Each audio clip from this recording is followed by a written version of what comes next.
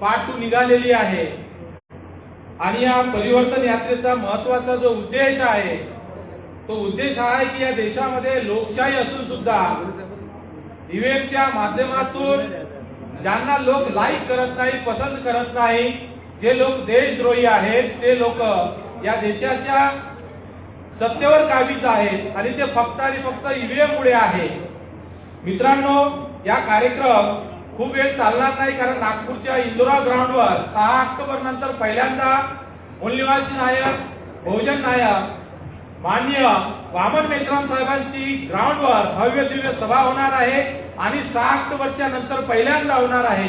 ती ऐतिहासिक सभा आज संध्याकाळी इंदोरा ग्राउंडवर आहे। ही जी सभा आहे खूप झालं 3 वाजेपर्यंत फक्त आपल्याला चालवायची आहे। साथियो, जास्त वेळ न घेता ही जी परिवर्तन यात्रा आहे या परिवर्तन यात्रेला तुम्ही लोकांनी साथ सहयोग दिला आणि माननीय वामन मेश्राम साहेब या सभेला उपस्थित राहिले, मी त्यांचं स्वागत करतो। तुम्ही मला ऐकलंय त्याबद्दल धन्यवाद, आभार। जय मूलनिवासी।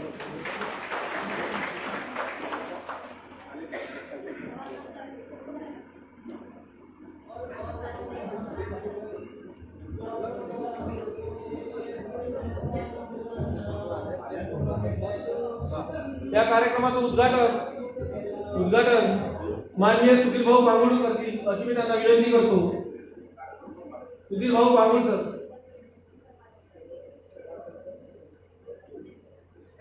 उद्घाटन पर भाषण करतील अशी त्यांना विनंती। साथियों, जय मूलनिवासी। जोर जुल्म के चक्कर में संघर्ष हमारा नारा है। मित्रांनो, लोकशाही वाचवण्यासाठी सन्माननीय वामन मेश्राम साहेब वर्धा जिल्ह्यामध्ये आले आहे। त्यांच्या खांद्यास खांदा लावून इथे सर्व साथी आपण युवा मित्रांनो, बंधू आणि भगिनींनो, काळ फार कठीण आहे। त्यासाठी तुम्हाला आम्हाला ईव्हीएमच्या विरोधामध्ये लढायची एक ताकद मेश्राम साहेबांच्या माध्यमातून आपल्याला मिळाली। त्यांच्या मी सतत आभारी आहोत कारण लोकशाही मला असं की आम्ही मूलनिवासी आहोत, इथे जननिवासी आहोत आणि येणाऱ्या काळामध्ये या कार्यास आमचा स्थायीचा वाटा असावा म्हणून आम्ही संभाजी ब्रिगेड ओबीसी युथ क्रांतिदल ह्या माध्यमातून सर्व युवक संघटना आमच्या मेश्राम साहेबांच्या पाठीशी विभाग करतो आहे। कारण आपण येणाऱ्या काळामध्ये लढाई उभी करण्यासाठी एक एक माणूस आपल्याला लाच मोलाचा आहे। नाहीतर मरायला मावळे चराला कावळे असं बाहेर नको म्हणून आम्हाला येणाऱ्या काळाची पावलं ओळखून एक नवचैतन्य नवजागृती ह्या माध्यमातून करायची आहे। म्हणून येणाऱ्या 24 मध्ये आम्हाला आमचा बहुजनाचा राज्य आणत असेल तर ईव्हीएम हटाओ देश बचाओ हा नारा आम्हाला द्यायचा आहे। मला इथे बोलवलं संधी दिली त्याबद्दल धन्यवाद। जय मूलनिवासी।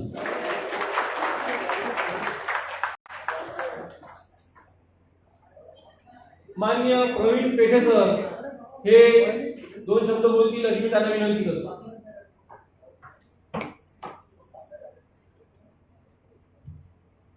सर्वप्रथम महामानव डॉक्टर बाबासाहेब आंबेडकर साहेबांमुळे संविधानामुळे मला इथे बोलण्याची संधी भेटली आहे। त्या डॉक्टर बाबासाहेब आंबेडकर साहेबांना मी स्मरण करतो। आदरणीय सन्माननीय वामन मेश्राम साहेब जे की अहोरात्र राष्ट्र दिवस बहुजन समाजाला जागृत करण्यासाठी संघर्ष करतात, त्यांना पण मी मनापासून सॅल्यूट करतो। त्याचप्रमाणे मंचावर उपस्थित सर्व सन्माननीय अतिथी आणि ह्या सभागृहामध्ये जमलेले सर्व सिपाही लोग, आप सभी को मैं सैल्यूट करता हूँ। सही में जिस काम के लिए सभी पॉलिटिकल पार्टी ने करना चाहिए वो काम वामन मेश्राम साहब इस देश में कर रहे हैं।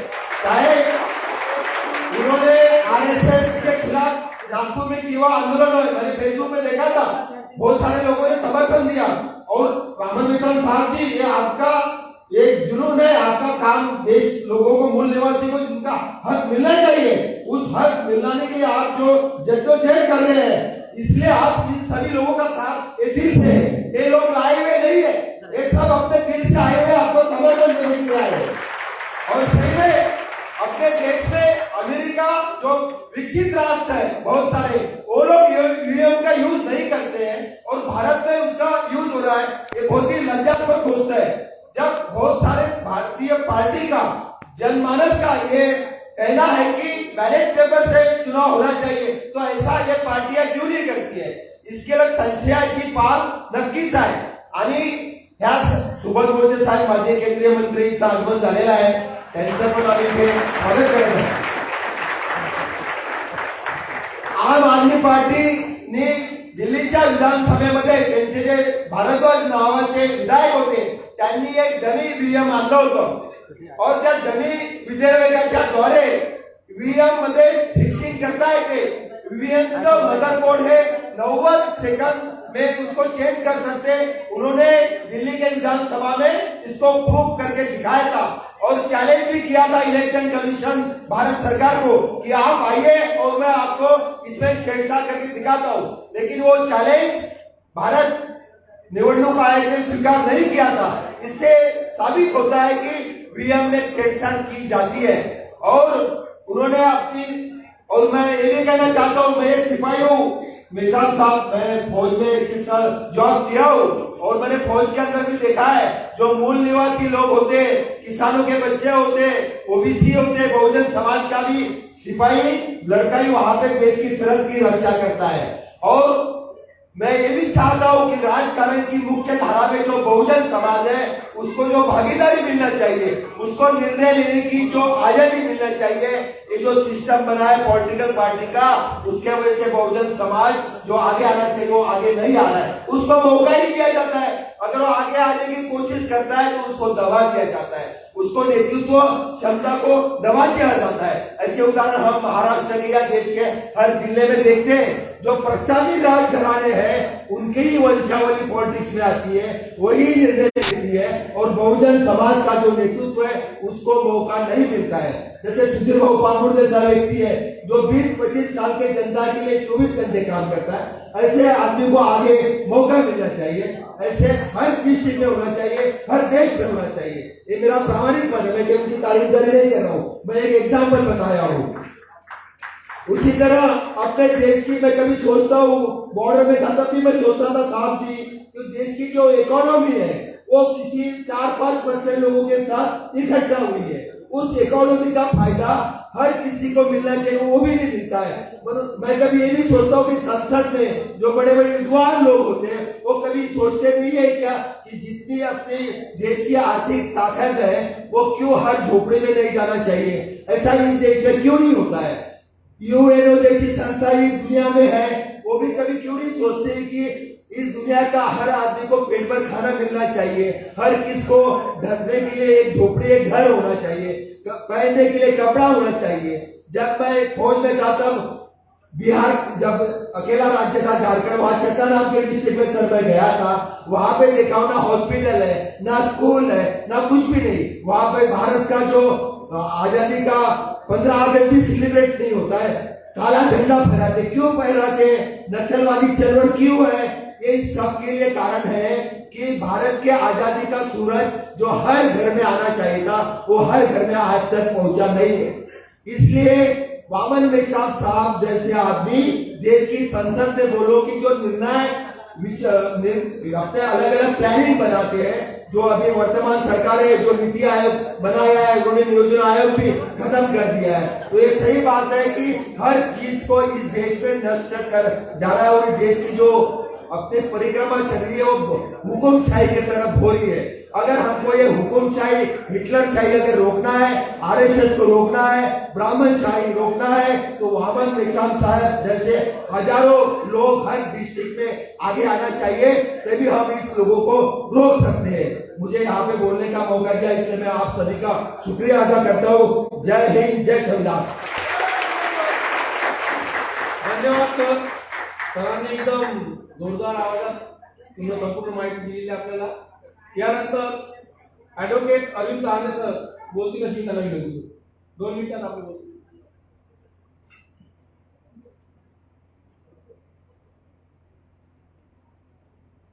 दहकते शोलों का आबशार हूं मैं, जुल्म और सितम के साए में पली तलवार हूं मैं. मुझसे बच के रहना तू ऐ सिकंदर, नाजुक बदन सही मगर जानदार हूं मैं. दोस्तों, मैं और मेश्राम साहब के बीच में, आपके और मेश्राम साहब के बीच में ज़्यादा समय नहीं लूँगा और मानसिक दोहन को बिल्कुल भी नहीं करूँगा. बस इतना कहूँगा कि मौसम बदलता है तो फर्क पड़ता है. यार एक अकेला आदमी लड़ता है तो भी फर्क पड़ता है दोस्तों, और उस फर्क गिराने वाले व्यक्ति के साथ में जब लोग खड़े होते हैं तो यकीन मानिए फर्क तो पड़ता ही है, या वो फर्क तो पड़ता ही है। बस इसी शब्दों के साथ मैं आपके और विशाल साहब के बीच चलूंगा, और मैं उत्सुक हूँ, मैं उनको सुनने के लिए आया हूँ और सुनूंगा। धन्यवाद।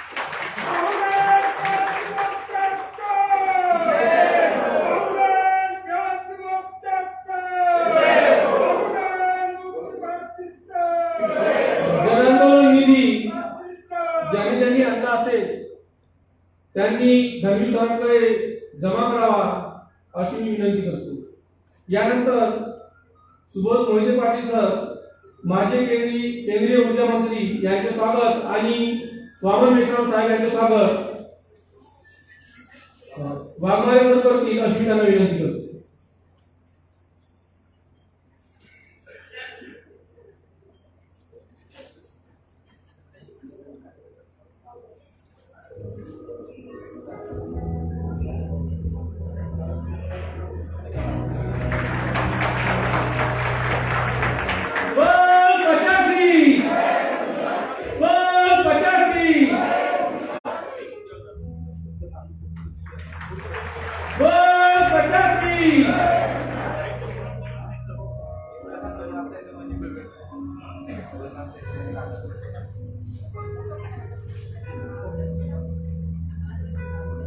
यानंतर मान्यवर सुबोध मोहिते पाटील सर, माजी केंद्रीय मंत्री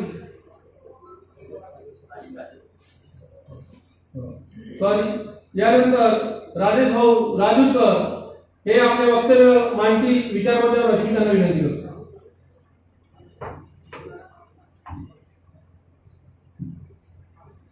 राजे छत्रपती शिवराय, क्रांतीज्योती सावित्रीबाई फुले, महामानव डॉक्टर बाबासाहेब आंबेडकरांना नमन करून मंचावर उपस्थित माजी केंद्रीय मंत्री सुबोध मोहिते साहेब, आमची शक्ती वामनरावजी मेश्राम साहेब आणि समस्त गणमान्य शक्तीपीठावर बसलेले आणि माझ्यापुढे बसलेले सर्व मूळ निवासी बांधव भगिनींनो, मूळ मुद्दा म्हणजे आपलं स्वातंत्र्य, आणि ते जर टिकून ठेवायचं असेल तर ही ईव्हीएम आपल्याला फोडावं लागेल। मी कार्यक्रमाला येत असताना माझ्या मित्राला सांगितलं, म्हटलं मी वामनराव मेश्राम साहेबांच्या सोबत मंचावर आलो आज, तर माझे मित्र मला म्हणायला लागले की तुम्ही म्हणे एक आमदार काँग्रेसचे जिल्हाध्यक्ष आहेत आणि मेश्राम साहेब म्हणे काँग्रेसला पण धारी धरतात, तुम्ही मंचावर कसे समोर विचारले कसे? तर मी सांगितलं की चूक म्हणजे चूक, जी चूक आहे ते चूक आहे, साहेब चुकीला धरून गोष्टी मी काय करेन। साहेबांना सांगू इच्छितो, मी जरी पक्षात असतो तर पक्षात बोलत असताना सुधीर भाऊंना माहित आहे या ईव्हीएमच्या संदर्भात मी माझ्या नेत्यांना धारेवर घालतो आणि त्यांना सांगतो वामन मेश्राम साहेब जे करत आहे ते तुम्ही करायला पाहिजे, नाही करायला पाहिजे तर त्यांचा पाठिंबा द्यायला पाहिजे, त्यांच्या आंदोलनाला उतरायला पाहिजे। आमचे एका मित्रांनी आम्हाला सांगितलं की म्हणजे ईव्हीएम तर आपण आणलेली आहे, मग याचा विरोध कसा करायचा? म्हटलं साहेब मीटर पण एमएससीबीत लावते पण त्याच्यात काड्या गाड करत असतो, तसं ईव्हीएम आपण आणला आहे पण त्याच्यामध्ये काड्या केल्या बीजेपीने, आणि या काड्या करून सत्तेवर कसे बसतात तुम्हाला माहित आहे। इथे बीजेपी 5व्या क्रमांकावर यायची, आज 11व्या क्रमांकावर कितीतरी इव्हेंट घेऊन येत आहे, आणि याचं कारण ईव्हीएम आहे। साहेबांनी मेश्राम साहेबांनी चॅलेंज केलेलं आहे की मी तुम्हाला सिद्ध करून सांगतो की या ईव्हीएम मध्ये घोटाळा कसा होतो, त्यांचा चॅलेंज कोणी स्वीकारत नाही आहे। आज साहेब काश्मीरचे कन्याकुमारी निघालेले आहेत, आमच्या इथून जाता आम्हाला गर्व आहे, आज आम्ही स्टेजवर साहेबांसोबत बसलेलो आणि त्यांना समर्थन करत आहोत, पुढेही करत राहू। आणि सर्व विरोधी पक्षाने मिळून न बसता साहेबांच्या पाठीशी गंभीरपणे उभे राहायला पाहिजे। आणि हे ईव्हीएम जर 2024 मध्ये ईव्हीएम वर मतदान झाले तर बिलकुल नक्की तुम्हाला सांगतो पुन्हा हे हुकुमशहा इथे सत्तेवर बसतील, केंद्रात येतील आणि तुमचं सार्वभौमत्व, तुमचं स्वातंत्र्य तुमचं हिरावून घेतील। मी बहुजनांना सांगतो, बहुजन म्हणजे काय हे पहिले सर्वांनी समजून घेणं फार महत्वाचं आहे। आमचे पेटे बंधू बोलले की बहुजन, काहींच्या डोक्यात बहुजनाचा अर्थ दुसरा आहे, आणि मी तर ओबीसी समाजावर, तुम्ही ओबीसी आहोत पण मी ओबीसी समाजावर आरोप करतोय की तुम्ही या बहुजन या शब्दाचा अर्थ समजलेला नाही आहे. मित्रांनो, समजून घ्या आणि एकत्र या. नाही तर तुमचं स्वातंत्र्य तुमच्या कोणाच्या पायाने डोळवलं जाईल. आणि मी विनंती करतो, जर तुम्ही 2024 मध्ये ईव्हीएम वर निवडणूक होऊ दिली तर कृपया कुठल्याही बहुजनांनी कुठल्याच आपत्त्याला जन्म देऊ नये. कारण की त्या आपत्त्याला तुम्ही गुलामगिरी जन्म द्या, एवढं फक्त. मी बोलत होतो की आमचे नेते विरोध करतात की ईव्हीएम आपण आणली, आपण याचा विरोध कसा करायचा, कसं हे करायचं. मी त्यांना सोपं उदाहरण सांगितलं. आणि मित्र कुणाला समजून सांगत असताना हे उदाहरण तुम्ही त्यांना सांगू शकता, जे मी तुम्हाला आता इथे सांगतो. मी त्यांना सांगितलं की ईव्हीएम मध्ये घोटाळा कसा होऊ शकतो, टेक्नॉलॉजी काय आणि टेक्नॉलॉजी घोटाळा कसा होऊ शकतो. मी त्यांना सोप्या उदाहरणात सांगितलं. म्हटलं, साहेब माझ्याकडे मोबाईल होता जुना, ज्याच्यामध्ये मी माझी ईमेल आयडी टाकली होती. कालांतराने मला माझ्या पत्नीला मोबाईल घेऊन द्यायचा होता, तर मी नवीन मोबाईल घेताना माझा जुना मोबाईल माझ्या पत्नीला घेऊन दिला आणि ते देत असताना मी माझी ईमेल आयडी नवीन मोबाईल मध्ये टाकली, पण त्या जुन्या मोबाईल मधून काढणं विसरलो. परिणामी असं झालं की माझी पत्नी जो नंबर त्या मोबाईल मध्ये सेव्ह करत होती तो ऑटोमॅटिक माझ्या नवीन मोबाईल मध्ये सेव्ह होऊन जात होता. म्हणजे मी त्या मोबाईलला हात न लावता माझ्या पत्नीने नंबर सेव्ह केलेला तो ऑटोमॅटिक माझ्या मोबाईल मध्ये येत होता. मग असं ईव्हीएम मध्ये राहू शकत नाही का? म्हणून समजून सांगत असताना हे फार सोपं उदाहरण आहे. आणि निवडणुका मी 5दा निवडून आलेलो आहे या क्षेत्रातून. आणि निवडणूक लढत असताना बॅलेट पेपर टू ईव्हीएम वर सर्व निवडणुकीमध्ये आमचा विजय प्राप्त केला, विजय झालेला. परंतु हे पाहत असताना आमच्या एक लक्षात आलं की निवडणूक झाल्यानंतर 7 दिवसांनी जरी तुमचं काउंटिंग असलं तर तुमची ते मशीन चालू केल्यानंतर बॅटरी 100% कशी दाखवते हो.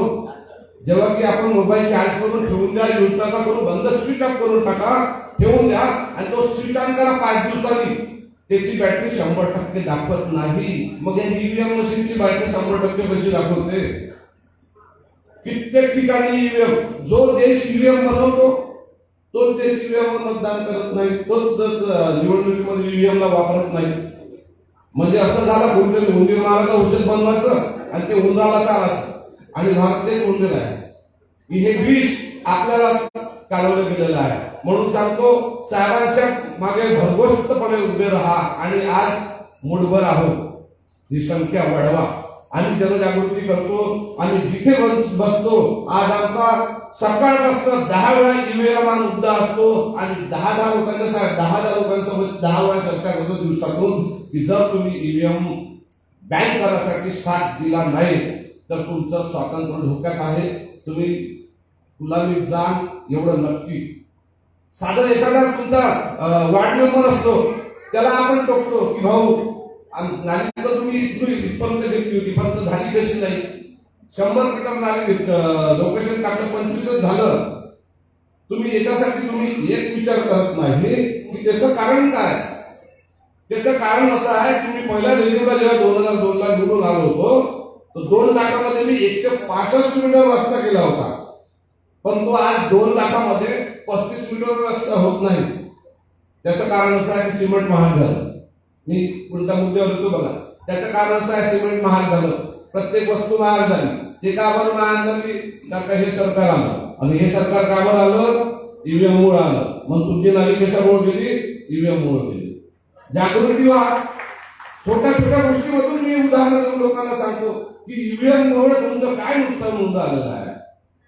आता माझ्या भगिनीकडे घरखर्चासाठी 5-10 हजार रुपये द्यायचे. त्या 5,000 रुपयातून 2-3 हजार आमची माता बहीण कशी उरवायची आणि ते पैसे आमच्याच कामी यायचे.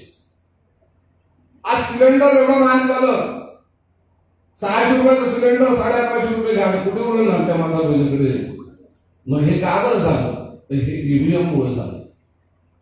ही प्रत्येक बाब जे तुमच्याशी घडत आहे ती ईव्हीएम मुळे घडत आहे. आणि जर तुम्हाला हे घडू द्यायचे नसेल, पूर्वजात तुम्हाला यायचं असेल तर तुम्हाला ईव्हीएम बॅन करण्यासाठी मैदानात उतरावंच लागेल. मी तुम्हाला म्हणत नाही की कोणत्या पक्षाला मतदान करायचं. आपला एकच हेतू आहे की हे जे हुकुमशाह आहे हे जर खुर्चीवर उतरले नाही तर आपलं भविष्य धोक्यात आहे आणि यांना खुर्चीवर उतरायचं असेल तर ईव्हीएम ला बॅन करावं लागेल.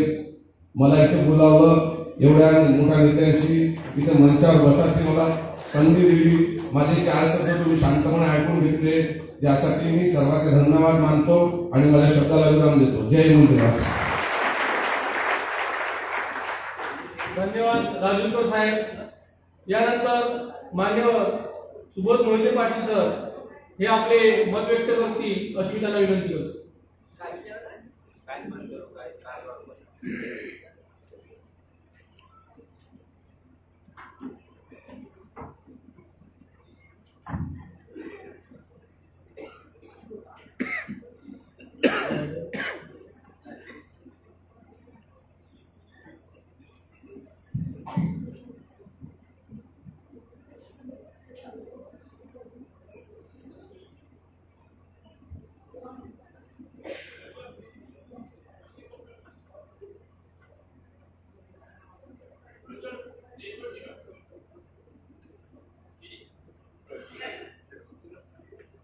अच्छा, भारत बचाओ, संविधान बचाओ, लोगों को जगाओ और ईवीएम हटाओ.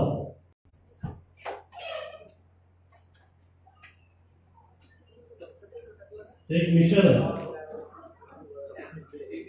आणि या मिशनला सगळ्यात पहिले समजून घेण्याची गरज आहे. वामन मेश्राम साहेब आणि मी पहिल्यांदा या डायसवर येत आहे.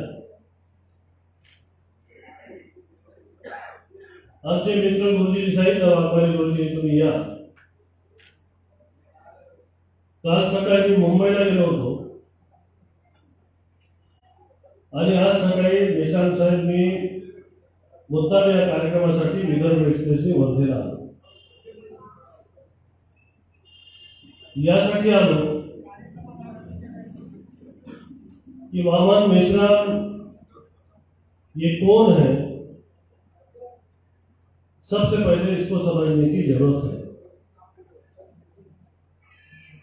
लोग रोज पैदा होते हैं, लोग रोज मरते हैं, लेकिन यहाँ पे जो शख्स बैठा है जिसका नाम वामन मेश्राम है, वो बार बार पैदा नहीं होते, 100 साल में एक वामन मेश्राम पैदा होता है. ये ऐसा क्रांतिकारी है, न उसको मरने का डर है, न उसको जीने की लालच है. उसको मार के भी वो मर नहीं सकता और जिंदा रख के भी सामने वाला जी नहीं सकता. ऐसा ये रसायन है. तारीफ नहीं कर रहा हूं. आज जो काम कर रहे हैं वो कोई नहीं कर सकता, मैं भी नहीं कर सकता. किसी को बोल दो वर्धा से नागपुर रोज पैदल चलो या गाड़ी से चलो, बोले आज से रेस्ट ले ले. एक इंसान अपने जिंदगी के सुख दुख छोड़ के पूरे देश का भ्रमण कर रहा है. कश्मीर से कन्याकुमारी तक जाके लोगों को जगाना, मुझे लगता है कि आजादी की लड़ाई के बाद में अगर दूसरा कोई क्रांतिकारी इस देश में पैदा होगा तो वामन मेश्राम को जरूर जाएगा. जैसा कि मैंने बताया कि इस इंसान को कोई डरा नहीं सकता, इसको मार के कोई मार नहीं सकता. उसकी घटना जब मैंने आते आते ट्रेन में देखा कि भाई वामन मेश्राम कौन है. एक आरएसएस ऐसी संस्था है देश में जो बीजेपी को चलाती है, बीजेपी आरएसएस को चलाती है. सामान्य बहन और सामान्य भाई को अगर अत्याचार हो जाए तो प्रोटेक्शन नहीं मिलता, लेकिन आरएसएस को पूरा सीआरपीएफ का प्रोटेक्शन है. अब जानते हैं सीआरपीएफ क्या होता है? ये जो पुलिस वाले खड़े वो सीआरपीएफ नहीं है, सेंट्रल रिजर्व पुलिस फोर्स का प्रोटेक्शन है. मेरे ख्याल से 6 अक्टूबर ना, 6 अक्टूबर में एक व्यक्ति ने नागपुर में नारा दिया कि देश को जो संस्था बर्बाद कर रही है उस संस्था को सबक सिखाने के लिए मैं आरएसएस के हेडक्वार्टर में जाऊंगा। एक आवाज में लाखों की तादाद में वहां पे लोग जमा हुए और अकेला आदमी क्रांति की मशाल देख के आरएसएस के हेडक्वार्टर में चला। पुलिस परेशान होगी, दिल्ली से मैसेज आ रहा होगा क्योंकि आरएसएस का हेडक्वार्टर पर जाने की कोई आम आदमी की हिम्मत नहीं, कोई नेता की हिम्मत नहीं, कोई पार्टी की हिम्मत नहीं। काफी इतना खतरनाक था यूट्यूब में मैंने जो देखा। पुलिस परेशान होगी, मुझे लगता पीएमओ से मॉनिटर हो रहा होगा। वहां के पुलिस अफसर को बताया जाए कि एक कदम भी आगे बढ़ना नहीं चाहिए, उस आदमी को अरेस्ट करो। लोग तैयार नहीं थे छोड़ने के लिए, बाबर मिशन जी के नारे लग रहे थे। पुलिस ने बाबर मिशन जी को अरेस्ट कर लिया। इतना नहीं किया कि बाबर मिशन जी ने बोला कि हमको हिंसा नहीं चाहिए, भाई बहुत दूर दूर से लोग आए हुए हैं, आंदोलन करना मेरा अधिकार है। बाबा साहब आंबेडकर ने बताया कि आंदोलन अन्याय के खिलाफ न्याय आवाज उठाना चाहिए। मैं आंदोलन कर रहा हूं, वहां तक मुझे जाने नहीं दे रहे, ये तो अन्याय है। फिर भी आप शांति से रहिए, दंगा करने की जरूरत नहीं है, सब लोग अपने अपने घर पे जाओ। पुलिस को देखा नहीं गया, पुलिस ने सोचा होगा कि आरएसएस के खिलाफ जो आदमी आवाज उठा रहा है उसकी कान तोड़ना पड़ेगा। जबरदस्त लाठीचार्ज हुआ मेरे ख्याल से। पुलिस ने बहुत अन्याय किया, उठा के लोगों को गाड़ी में भरा। ये बताने के पीछे मकसद इतना मेरा यहाँ पे है कि आदमी आम आदमी नहीं, ये क्रांतिकारी आदमी है जो आपसे सपोर्ट करे। कल मैं शरद पवार जी से भी बात की आपके बारे में, बोला वो आदमी अलग है, बहुत जोरदार। तो इस आदमी को, क्योंकि इसका कोई स्वार्थ नहीं भाई, इसको कोई ग्राम पंचायत में चुनाव लड़ना है, कोई मंत्री बन रहा है, क्या बन रहा है। जिस आदमी को कुछ भी नहीं चाहिए वो आदमी अगर मशाल क्रांति के लेके खड़ा हो जाए देश में, तो देश बचाने के उद्देश्य से खड़ा हो जाए, तो मुझे लगता है कि वर्धा भाषण में इतना जम के समर्थन करना चाहिए कि आरएसएस में हिल जाए।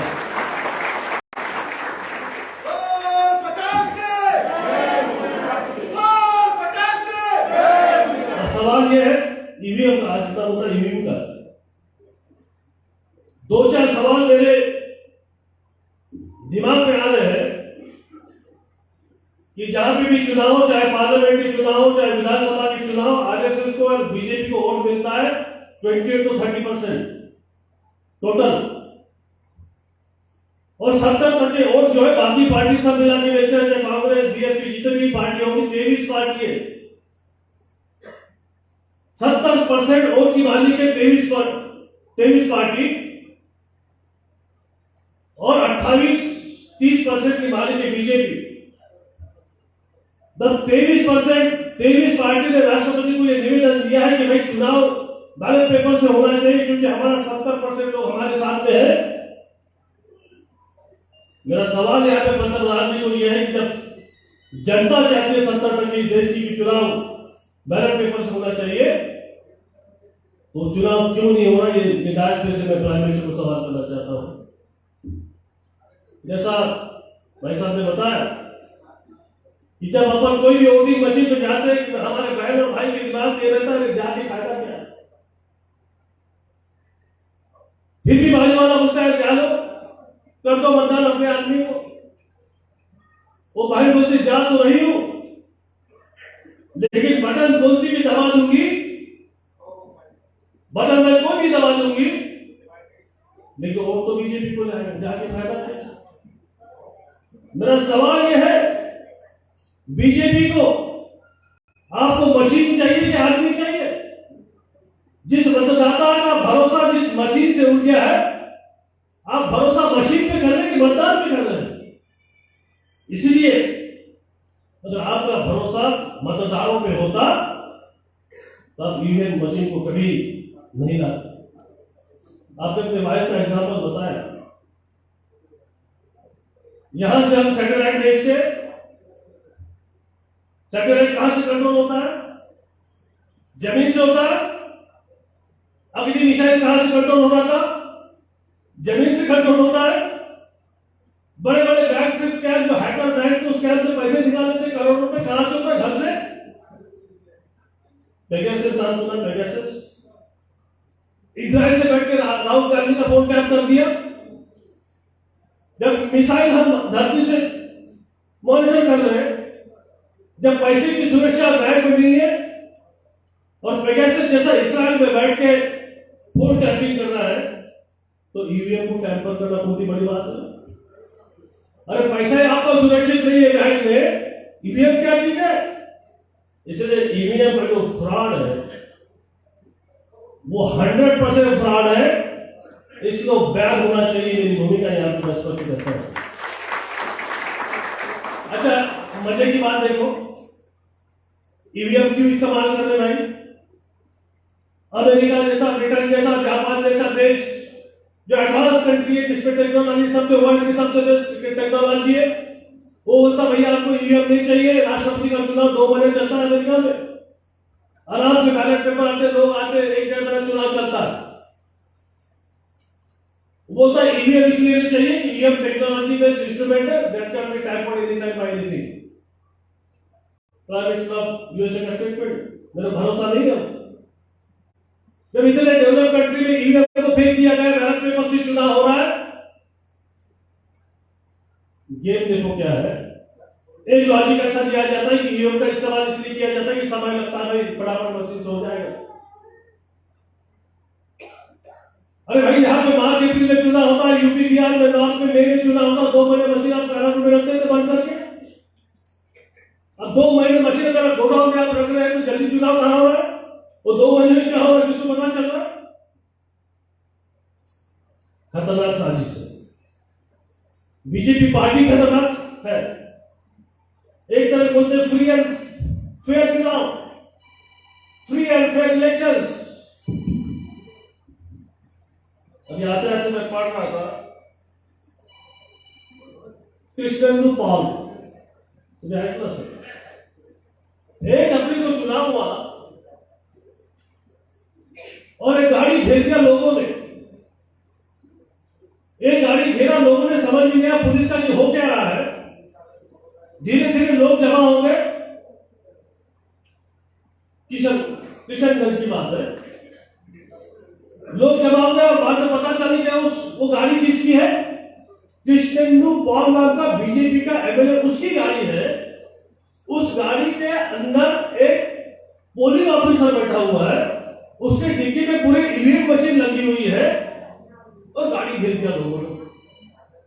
वो किशनगंज के पुलिस आए, उन्होंने पूछा क्या हो गया? हर इलेक्शन कमीशन की गाड़ी अपनी प्रोटेक्टेड बाय पुलिस। ऐसा नहीं होता कि ईवीएम लेके कहीं पे भी जा रहे, तो पुलिस की प्रोटेक्शन की गाड़ी गायब हो गई। मशीनें बीजेपी के उम्मीदवार के गाड़ी में आ गई और लोगों ने घेर लिया। लोगों ने घेरने के बाद में लोगों ने प्रधान का अंदर कांच फोड़ दिया। वो डर गए लोग। वहां का जो पुलिस ऑफिसर था धीरे से गाड़ी छूटा, गाड़ी में छूट गया। पूरा गूगल पे मजेदार कहानी है। पुलिस किशनगंज का एसपी क्या हो, बोला साहब ये तो एमएलए की गाड़ी है, इसके अंदर ईवीएम मशीनें लगी हुई है। एसपी बोले तो समझ गया गेम क्या हो गया। पब्लिक हटे नहीं, एसपी ने लाठीचार्ज कर दिया, फिर भी पब्लिक हटे नहीं क्योंकि अपोजिशन वाले भी आ गए। भाई तो दुख की बात है, गोलीबार भी हो गया, लेकिन 24 घंटे तक इलेक्शन कमीशन ने अपने मुंह नहीं खोला और बताया गया, दूसरे इलेक्शन कमीशन ने बताया कि भारी बारिश की वजह से पुलिस प्रोटेक्शन की गाड़ी गायब हो गई और इस ईवीएम की गाड़ी तो खराब हो गई और उतने में एमएलए की गाड़ी आई और पूरी मशीन हमने सुधार दी। ये जवाब, ये मैं बोल रहा हूं भाई, अरे कोई एमएलए की गाड़ी छोड़ी उसको। ये जो खतरनाक गेम है, ये बहुत डेंजर गेम है। आम आदमी पार्टी का एक बढ़िया कार्यकर्ता था जो गुजरात में चुनाव आए, उसे एक ही अरे एलएलबी वाला लड़का था, उसको एक इंटरव्यू वाला गया, भैया बीजेपी में गुजरात में चुनाव चल रहा है, क्या बोल रहे सब महिलाएं सब ठीक है क्या? बोला भैया मैं तो कुछ बोलना नहीं चाहता हूँ, एक ही लाइन में बोल देता हूँ कि एक कचौरी 2 समोसा बीजेपी तेरा 0 भरोसा। उधारे बीजेपी वाले चले बोला एक कचौरी 2 समोसा बीजेपी तेरा 0 भरोसा। वो पता चल गया बीजेपी वालों को, वो बेचारा LLB जस्ट पास हुआ लड़का, अरे गूगल में स्टोरी है, मैदान स्टोरी है। और पुलिस आई, बोला साला ऐसे कैसे बोल दिया बीजेपी को, एक कचौरी 2 समोसा, इतनी बड़ी पार्टी है और बीजेपी तेरा 0 भरोसा। बोला आप तो सब परेशान है, इससे क्यों नहीं बोलेंगे? मेरी माँ परेशान है, महंगाई से मैं परेशान हूँ, रोजगार नहीं है, मेरा बाप परेशान है, किसान को दोपहर दाव दे रहे नहीं दे रहे, मेरे दिल में जो आ गया बोल दिया। 0 भरोसा है तो 0 भरोसा है मुझे, लोकतंत्र में तो मैं बोल सकता हूँ। उस लड़के को रात भर अंदर बैठा और दूसरे दिन छोड़ दिया। लेकिन वहां पे आम आदमी पार्टी की सीट चुन के आई है रिकॉर्ड से। कहने का मतलब यह है कि खतरनाक साजिश इस देश में चालू है। अभी रहा सवाल इलेक्शन कमिश्नर कौन है? राजीव कुमार कौन है भाई? राजीव कुमार देखो गूगल में क्या है उसका बैकग्राउंड। अरे तो मोदी का चमचा है। देखो मैं कोई किसी के खिलाफ बात नहीं कर रहा।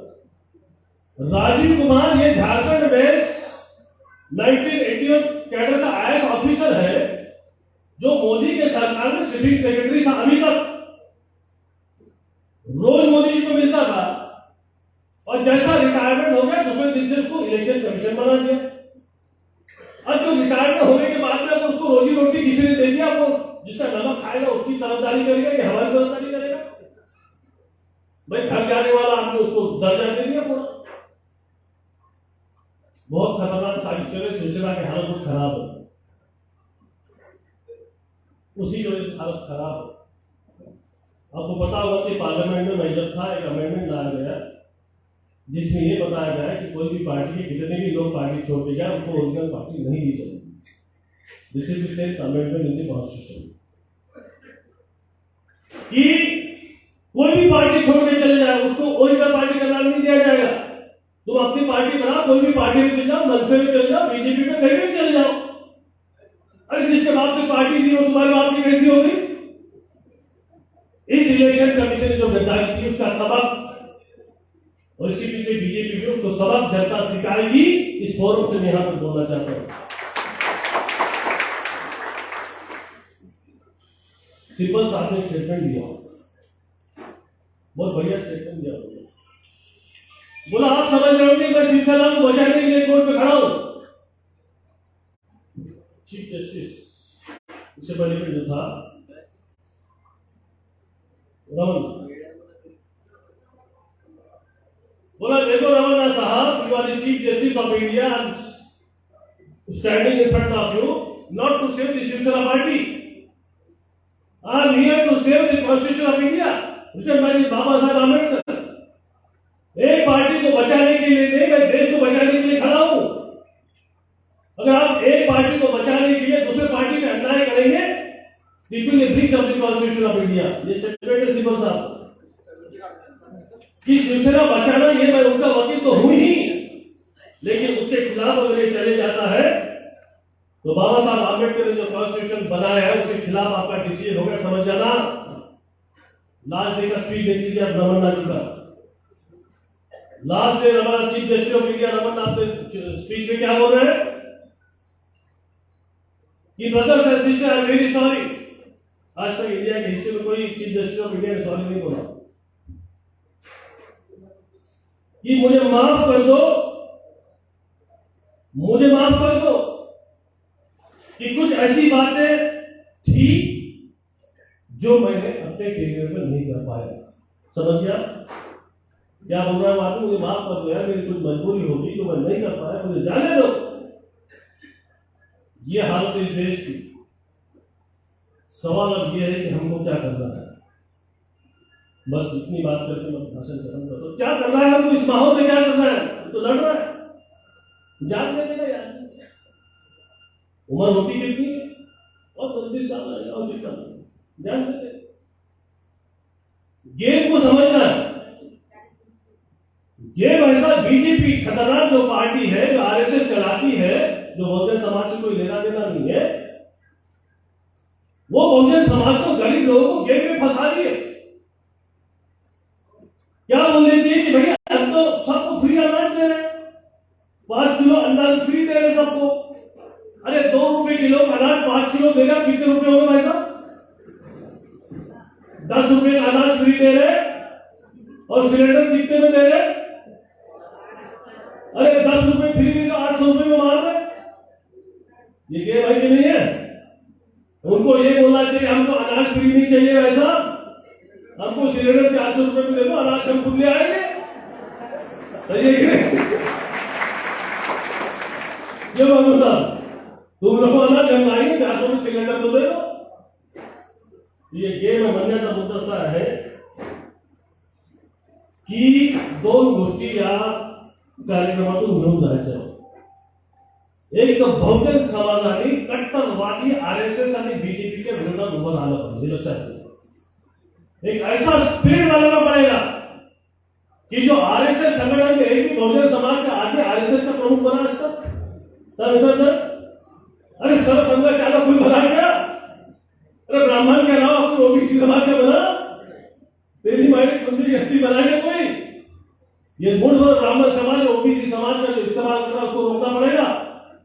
और रोकने के लिए इतना खून में क्रांतिकारी खून बहना चाहिए, ऐसे नशा नशा में रक्त से फैसला पाइए कि जो भी आदमी बीजेपी की तरफ हमारा जाते हो तो बोला जाए कहां जा रहे हो तुम? बहुजन समाज उनके पैरों के नीचे कुचलते जा रहे हो, उसके बावजूद भी आप बीजेपी की बात कर रहे हो. ये भावना से उनको भरना पड़ेगा. और दूसरी बात मैं जरूर करना चाहता हूं कि एक आदमी 100% मतदान झालं पाहिजे. 65% मतदान होते, लक्षात घ्या. जोपर्यंत 100% मतदान आपण करणार नाही, कोणाला करायचं काय करायचं इथे दिवस होगा वो अच्छा करो, बीजेपी छोड़ के. लेकिन 100% मतदान जोपर्यंत होणार नाही तोपर्यंत काही अंशी कंट्रोल होणार नाही. पूर्ण कंट्रोल काय करो देखिए, जब पूरा जनसैलाब खड़ा हो जाएगा तब तो भागना मुश्किल हो जाएगा. बड़े बड़े भागते, ये कौन है? हर शेर को सवा शेर मिलता है. मौत ऐसी होती है कि सारा पानी नहीं मिलता. अन्याय की सीमा अगर हो जाए तो मौत ऐसी होती है, रास्ते में चले तो पानी भी नहीं मिलता. आपने देखा होगा बहुत सारे इसलिए नेपोलियन से लेकर सभी. तो 100% मतदान आपल्याला करायचं आहे. आणि जे प्रलोभन आहे, ये फ्री दे रहे वो फ्री दे रहे वो सब भुलाना है. उस प्रलोभन से बाहर आके कट्टरता के साथ में विरोध करना है. मैं एक बात जरूर यहाँ पे जाते हुए करना चाहूंगा कि ये आदमी जिस नोबल कॉज के लिए doing the hard work and the giving his life to the society, it is a big thing. मैं ये अपील करना चाहता हूँ भारत सरकार की जितनी भी पार्टियां हैं वो तो इनके साथ में नहीं चल रही है, लेकिन मैं इस फोरम के माध्यम से करना चाहता हूँ कि हर पार्टी का आदमी इनके साथ में घूमे लगे, ताकि ये माहौल बने पूरे देश में कि हर पार्टी वामन वैष्णव जी के साथ में खड़ी है, तब जाके कुछ माहौल बनेगा. इन शब्दों के साथ में माहौल वैष्णव जी, मैं आपको बहुत मानता हूँ. आप जो कर रहे हैं वो मैं नहीं कर सकता, हर कोई नहीं कर सकता, लेकिन मेरे जिंदगी में मेरे से जो भी होगा मैं जरूर कदम से कदम मिला के आपके साथ खड़ा रहूंगा. मैं आपको देता हूँ. जय हिंद.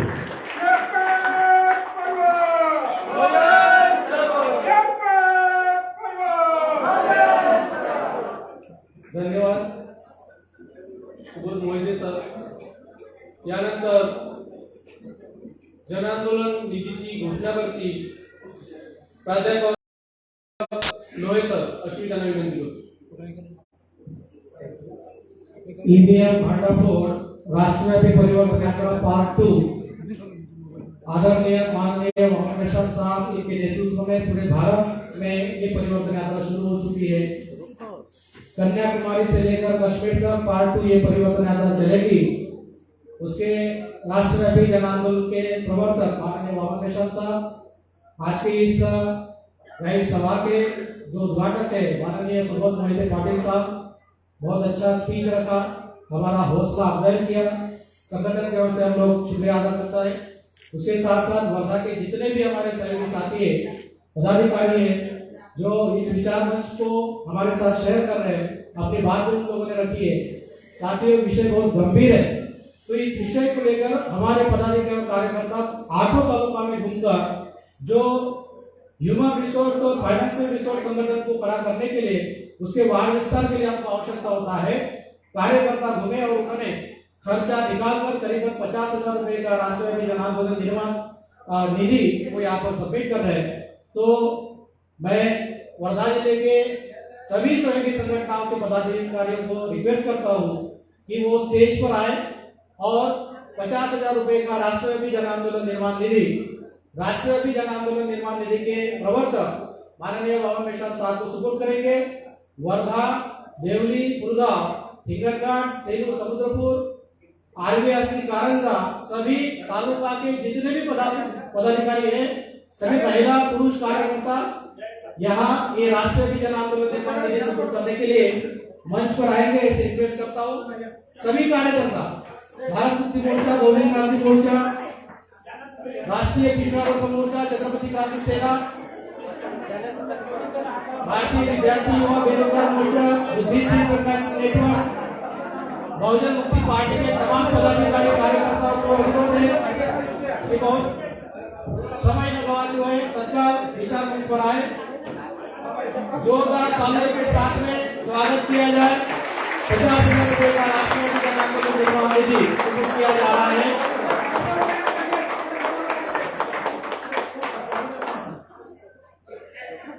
उसके साथ साथ ये हॉल साथियों एसी हॉल है जो करीबन 80,000 के खाली नीचे कभी दिया नहीं जाता, लेकिन आज का जो कार्यक्रम हो रहा है माननीय संजय भाऊ ठाकरे इन्होंने बहुत कम रुपए में ये व्यवस्था यहाँ पर करवा दिया।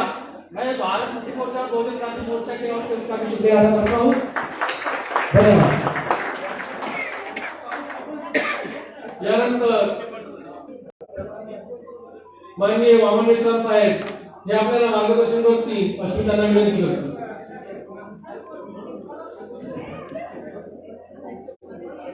हेलो साथियों,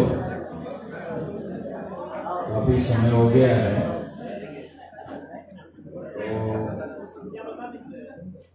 तो आज का ये कार्यक्रम है, इसमें बहुत ज्यादा विस्तार से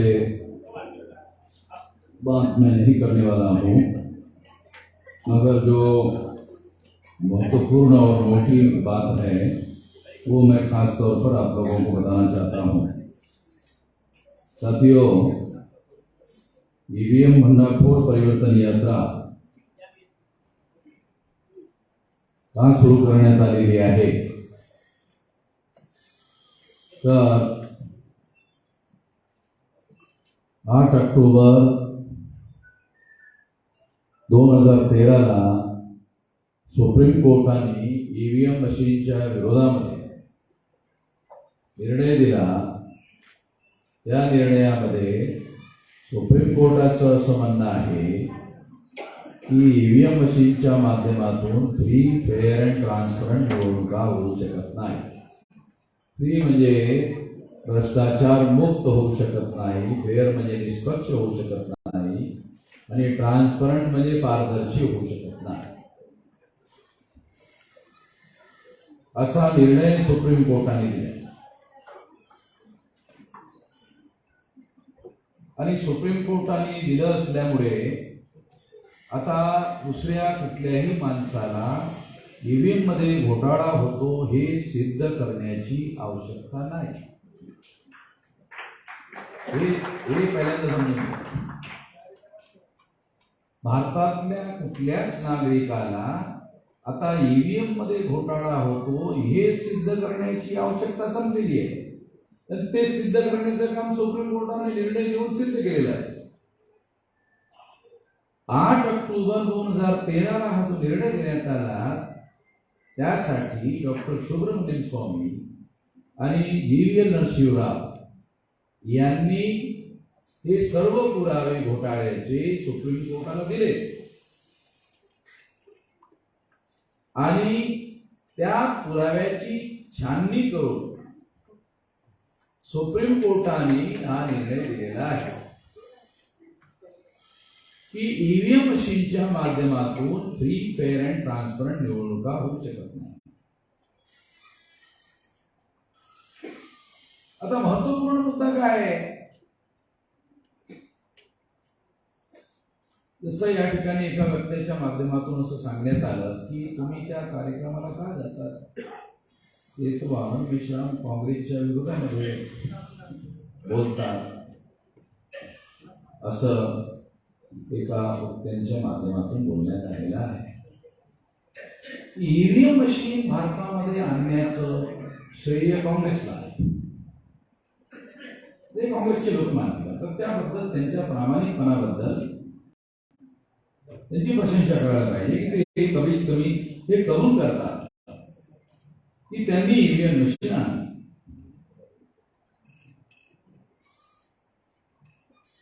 त्यांनाच जास्त माहित आहे ईव्हीएम मध्ये घोटाळा करता येईल.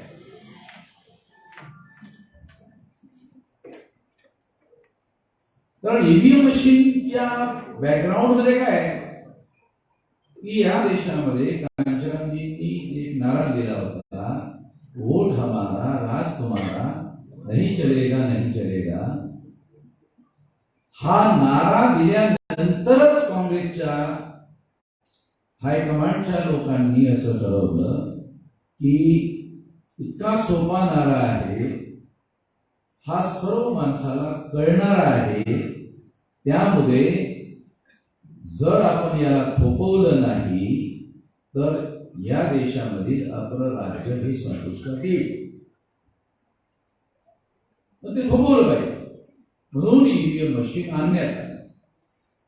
अभिषेक मनु संघवी जे सुप्रीम कोर्टाचे मोठे लॉयर आहेत, ते काँग्रेसचे खासदार आहेत, त्यांनी पार्लमेंटमध्ये ठराव मांडला आणि त्या ठरावा मांडताना त्यांनी असं मांडलं की बूथ कॅप्चरिंग होतच असल्यामुळे आम्ही ही ईव्हीएम मशीन आणलं. ही गोष्ट खरी होती. पण 13 लाख मशीन मध्ये बूथ कॅप्चरिंगचा जो डाटा आहे, मॅक्झिमम डाटा हा 1% आहे. म्हणजे 13 लाख मध्ये 13,000 बूथवर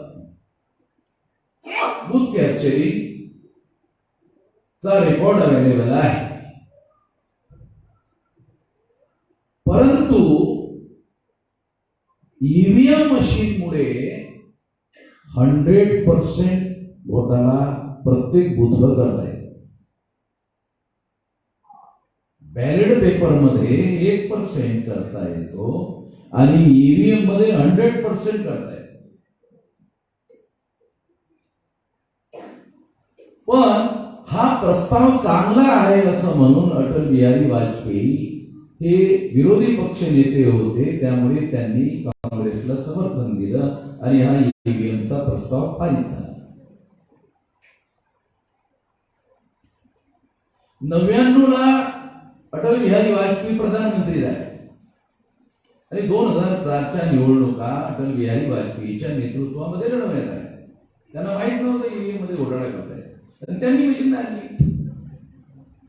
काँग्रेसच्या लोकांनी आणली, काँग्रेस अपोजिशन मध्ये होते.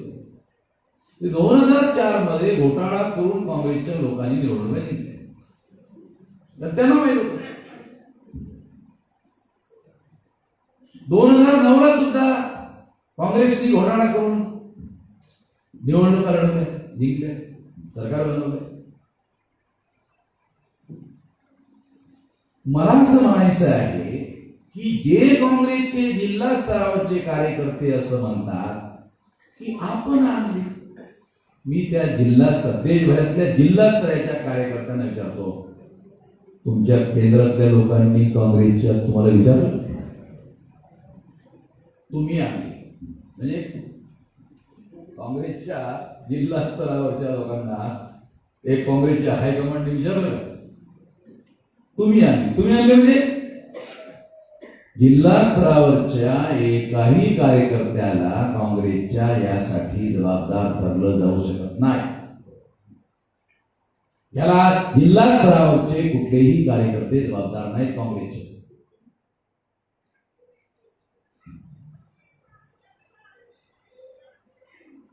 दुसरी महत्वपूर्ण बाब, 84 मध्ये इंदिरा गांधींची हत्या झाल्यानंतर दिल्लीमध्ये ज्या दंगली झाल्यात आणि शिखांच्या कत्तली झाल्या त्याबद्दल काँग्रेसने ठराव पास करून माफी मागितली की नाही? रेकॉर्ड आहे. माफी मागितली, चांगलं काम केलं, चूक नाही केली. काँग्रेसनी ठराव पास करून माफी मागितली, चांगलं काम केलं.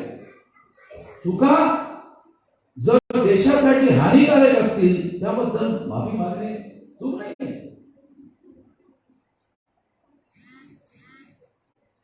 मग ईव्हीएम आणण्याची मोठी चूक जर काँग्रेसने केली असेल तर ती चूक ते दुरुस्त करू शकतात, ते रेझोल्युशन पास करू शकतात.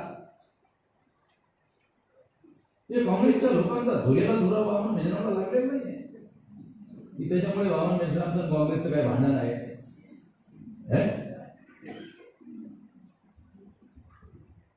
पुण्यामध्ये बीजेपीच्या लोकांच्या विरोधामध्ये ते कॅन्डिडेट निवडून आले, ते माझे 10-15 हजार वोट मी सुद्धा द्यायला सांगितले. ते दांगे कराले काँग्रेसच्या लोकांच्या दांगे करतात.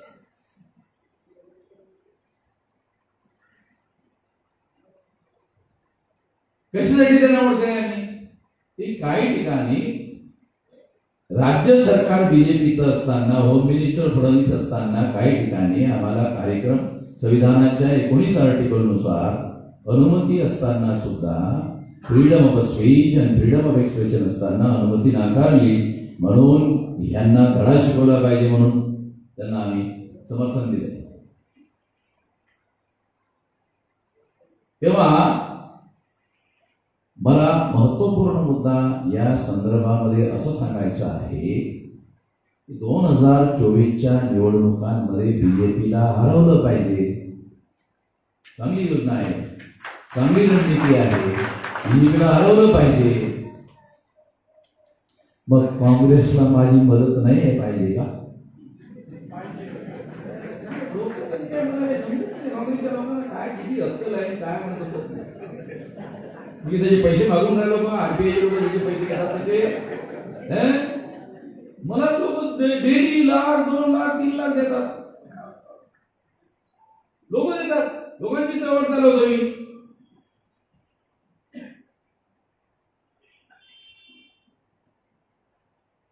तेव्हा जर 2024च्या निवडणुकीमध्ये बीजेपीला हरवायचं असेल आणि ज्या पक्षाच्या लोकांना हरवायचं असेल त्या लोकांनी 1 to 1 कॅन्डिडेट उभा केला पाहिजे. बीजेपीच्या विरोधामध्ये अपोजिशनचा एकच कॅन्डिडेट आहे. त्यासाठी सुद्धा मी प्रयत्न करून राहिलो.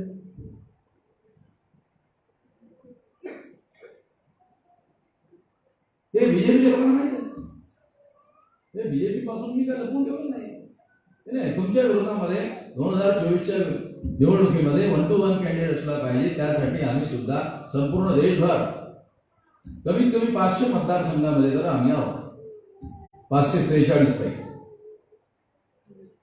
674 जिल्ह्यामध्ये आमच्या संघटना शाखा आहे.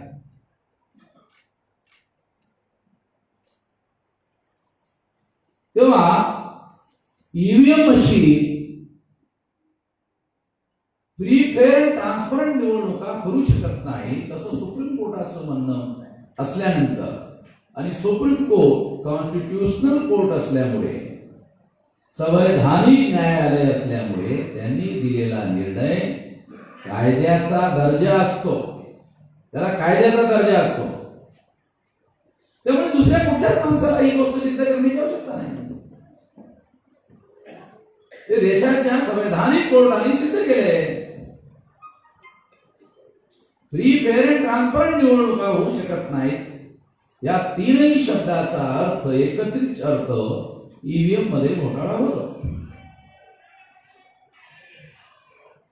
असं कोर्टाने म्हटलंय आणि हे लिखित आहे. ज्यांना ही कॉपी लागते त्यांना ही कॉपी मिळवता येईल, त्यांना ही देता येईल कॉपी. त्यांनी वाचून घ्यावं. इंग्रजीमध्ये आहे, समजलं नाही तर मला विचारावं, मी सांगतो त्यांना ट्रान्सलेट करू.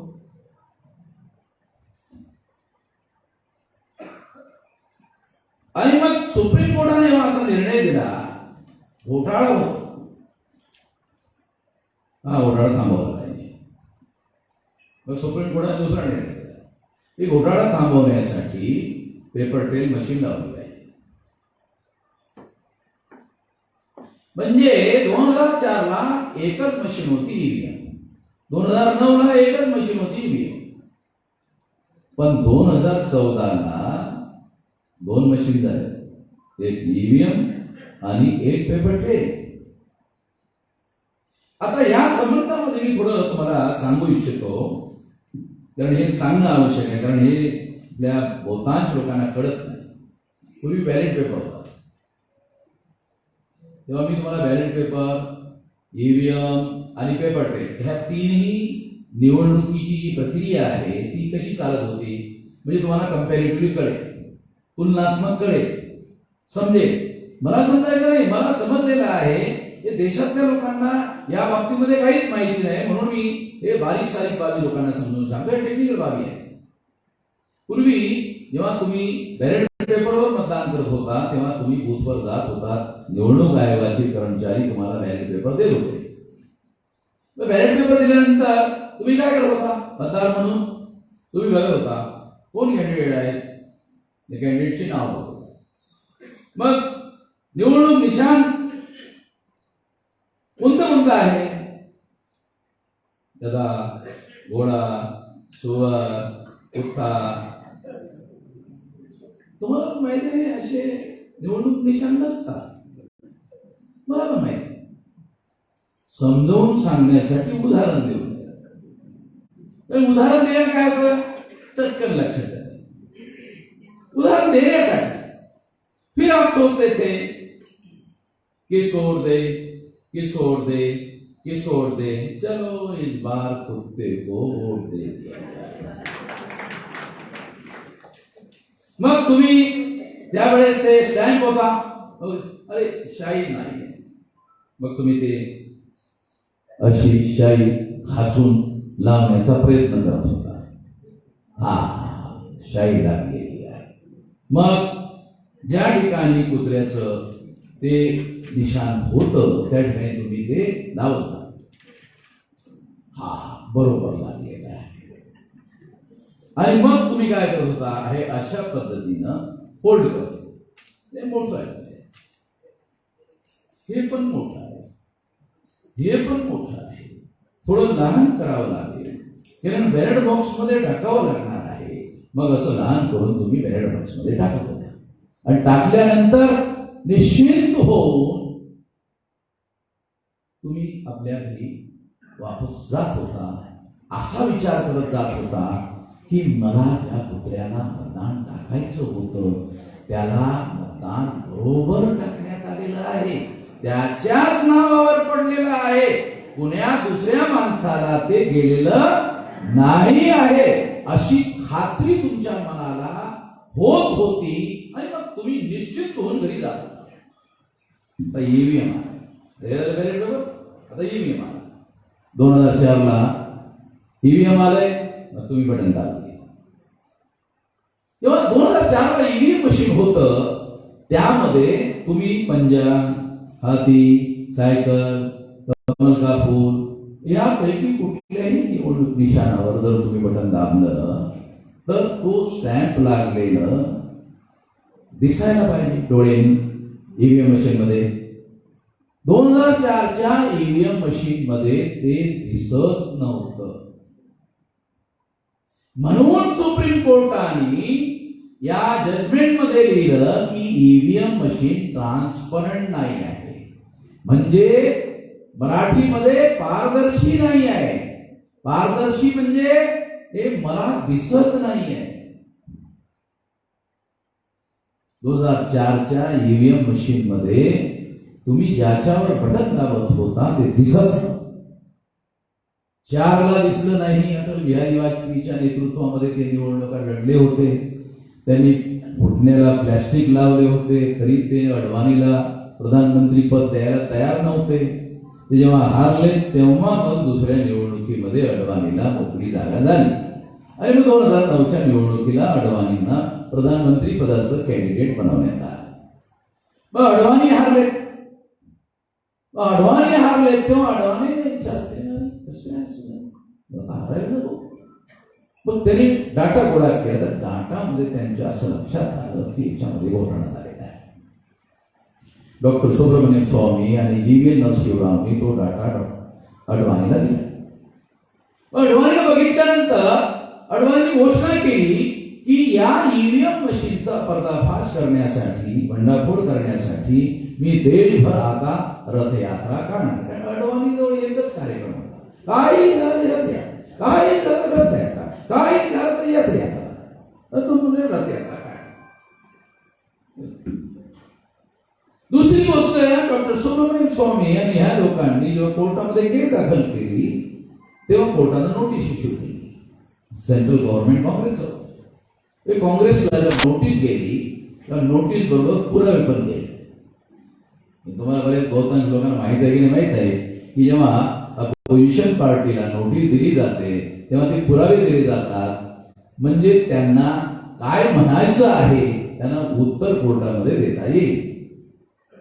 ते डॉक्युमेंटरी एव्हिडन्स जेव्हा सेंट्रल गव्हर्नमेंटला पाठवण्यात आले तेव्हा काँग्रेसच्या लक्षात आलं की आपला 2004चा घोटाळा, 2009चा घोटाळा पकडण्यात आलेला आहे.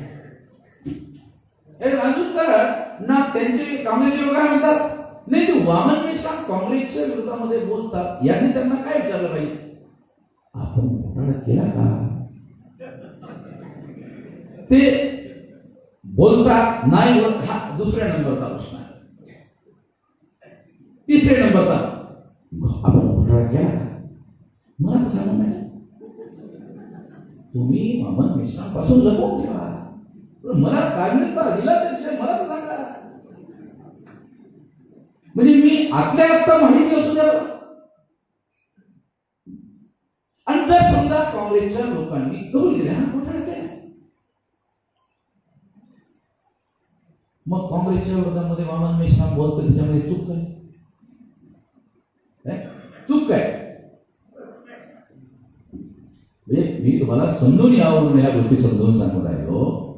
तेव्हा मला असं म्हणायचं की जर हा घोटाळा झालेला आहे तर हा घोटाळा थांबवला गेला पाहिजे, अशी भूमिका घेतली पाहिजे. आता दुसरा मुद्दा, इमर्जन्सी इंदिरा गांधींनी लागू केली होती. तुम्हाला माहित असेल 77 मध्ये इमर्जन्सी हटवण्यात आली. एवढी मोठी इमर्जन्सी लागू असताना सुद्धा काँग्रेसला दिल्ली जागा निवडून, पण 2014ला विरोधी पक्ष अधिकृत नेतृत्व देण्यासाठी जेवढ्या जागा लागतात तेवढ्या सुद्धा काँग्रेसच्या निवडून आलेल्या आहेत. मला वाटतं 42 झाल्या की 43 काहीतरी आल्या होत्या, 55 पाहिजे होत्या. हा म्हणजे अधिकृत विरोधी पक्षाचं नेतृत्व पद देण्यासाठी जेवढ्या जागा आवश्यक होत्या तेवढ्या जागा मिळाल्या नाहीत. पण इमर्जन्सी लागू केली असताना सुद्धा इंदिरा गांधीच्या त्यावेळेच्या पक्षाला 150 जागा आल्या होत्या, परंतु 2014ला मात्र अधिकृत विरोधी पक्ष सुद्धा बनवता येऊ नये एवढ्या कमी जागा काँग्रेसला मिळाल्या. याचा विचार केला पाहिजे. आम्ही तर काँग्रेसचे सदस्य नाहीत, आम्ही काँग्रेसचे नेते नाहीत, पण काँग्रेसने विचार केला पाहिजे याचा. त्यांनी त्यांचा पक्ष चालवायचा आहे, त्यांनी विचार केला एवढं कसं काय खाली गेले. तेव्हा ईव्हीएम मशीनच्या माध्यमातून घोटाळा होतो आणि मग तो घोटाळा थांबवण्यासाठी सुप्रीम कोर्टाने पेपर ट्रेल मशीन लावली. त्या अगोदर 2004-2009ला जेव्हा तुम्ही मतदान करत होता तेव्हा डोळ्यानं दिसत नव्हतं. तुमचं जे मत आहे ते जेव्हा इलेक्ट्रॉनिक वोटिंगच्या मशीनच्या आतमध्ये जाते तेव्हा तुमच्या मताचा रेकॉर्ड इलेक्ट्रॉनिक रेकॉर्ड म्हणून ठेवला जातो आणि इलेक्ट्रॉनिक रेकॉर्ड डोळ्यांनी दिसत नाही. जे इलेक्ट्रॉनिक रेकॉर्ड आहे ईव्हीएम मशीनचं ते डोळ्याने दिसत नाही. ईव्हीएम मशीन मध्ये मतदान करताना नाही आणि मतदान करून आतमध्ये ते जात असताना इलेक्ट्रॉनिक रेकॉर्ड आहे ते डोळ्यानं दिसत नाही, कारण त्याचा फिजिकल एव्हिडन्स असत नाही. तसा बॅलेट पेपर मध्ये फिजिकल एव्हिडन्स असतो, तसा इलेक्ट्रॉनिक रेकॉर्डचा फिजिकल एव्हिडन्स असत नाही. म्हणून काय होतंय, साऱ्या जगातले एक्सपर्ट असं मानतात की इलेक्ट्रॉनिक रेकॉर्ड ट्रान्सफरेबल होता है.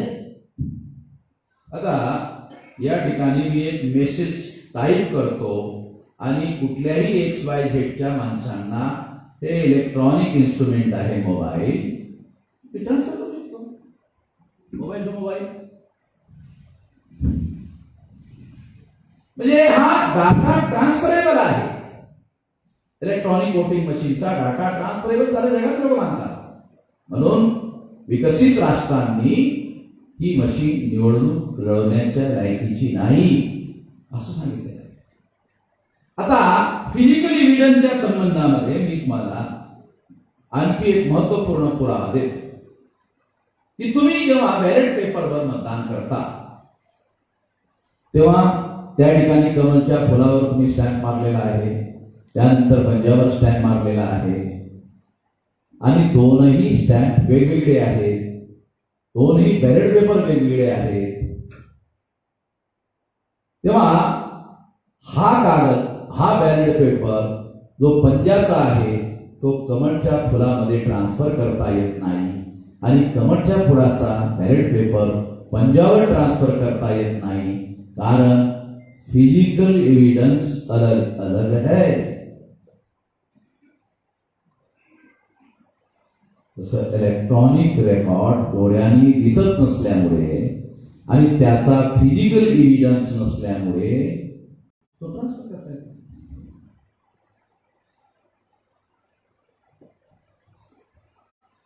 तेव्हा 2014ला काय झालंय, पेपर टेल मशीन आलंय. मग पेपर टेल मशीन आल्यानंतर तुम्ही मतदान करायला गेला, मतदान आता दिसाय 2014ला काय झालंय, दिसणं सुरू झालंय. दिसणं 7 सेकंद ते दिसते, थांबते. 7 सेकंदच्या नंतर तो कागदाचा तुकडा कटून बॅलेट बॉक्स मध्ये तो अशाच पद्धतीचा कागद स्टॅम्प लागलेला बॅलेट पेपर मध्ये, बॅलेट बॉक्स मध्ये पडतो. as good as ballot paper.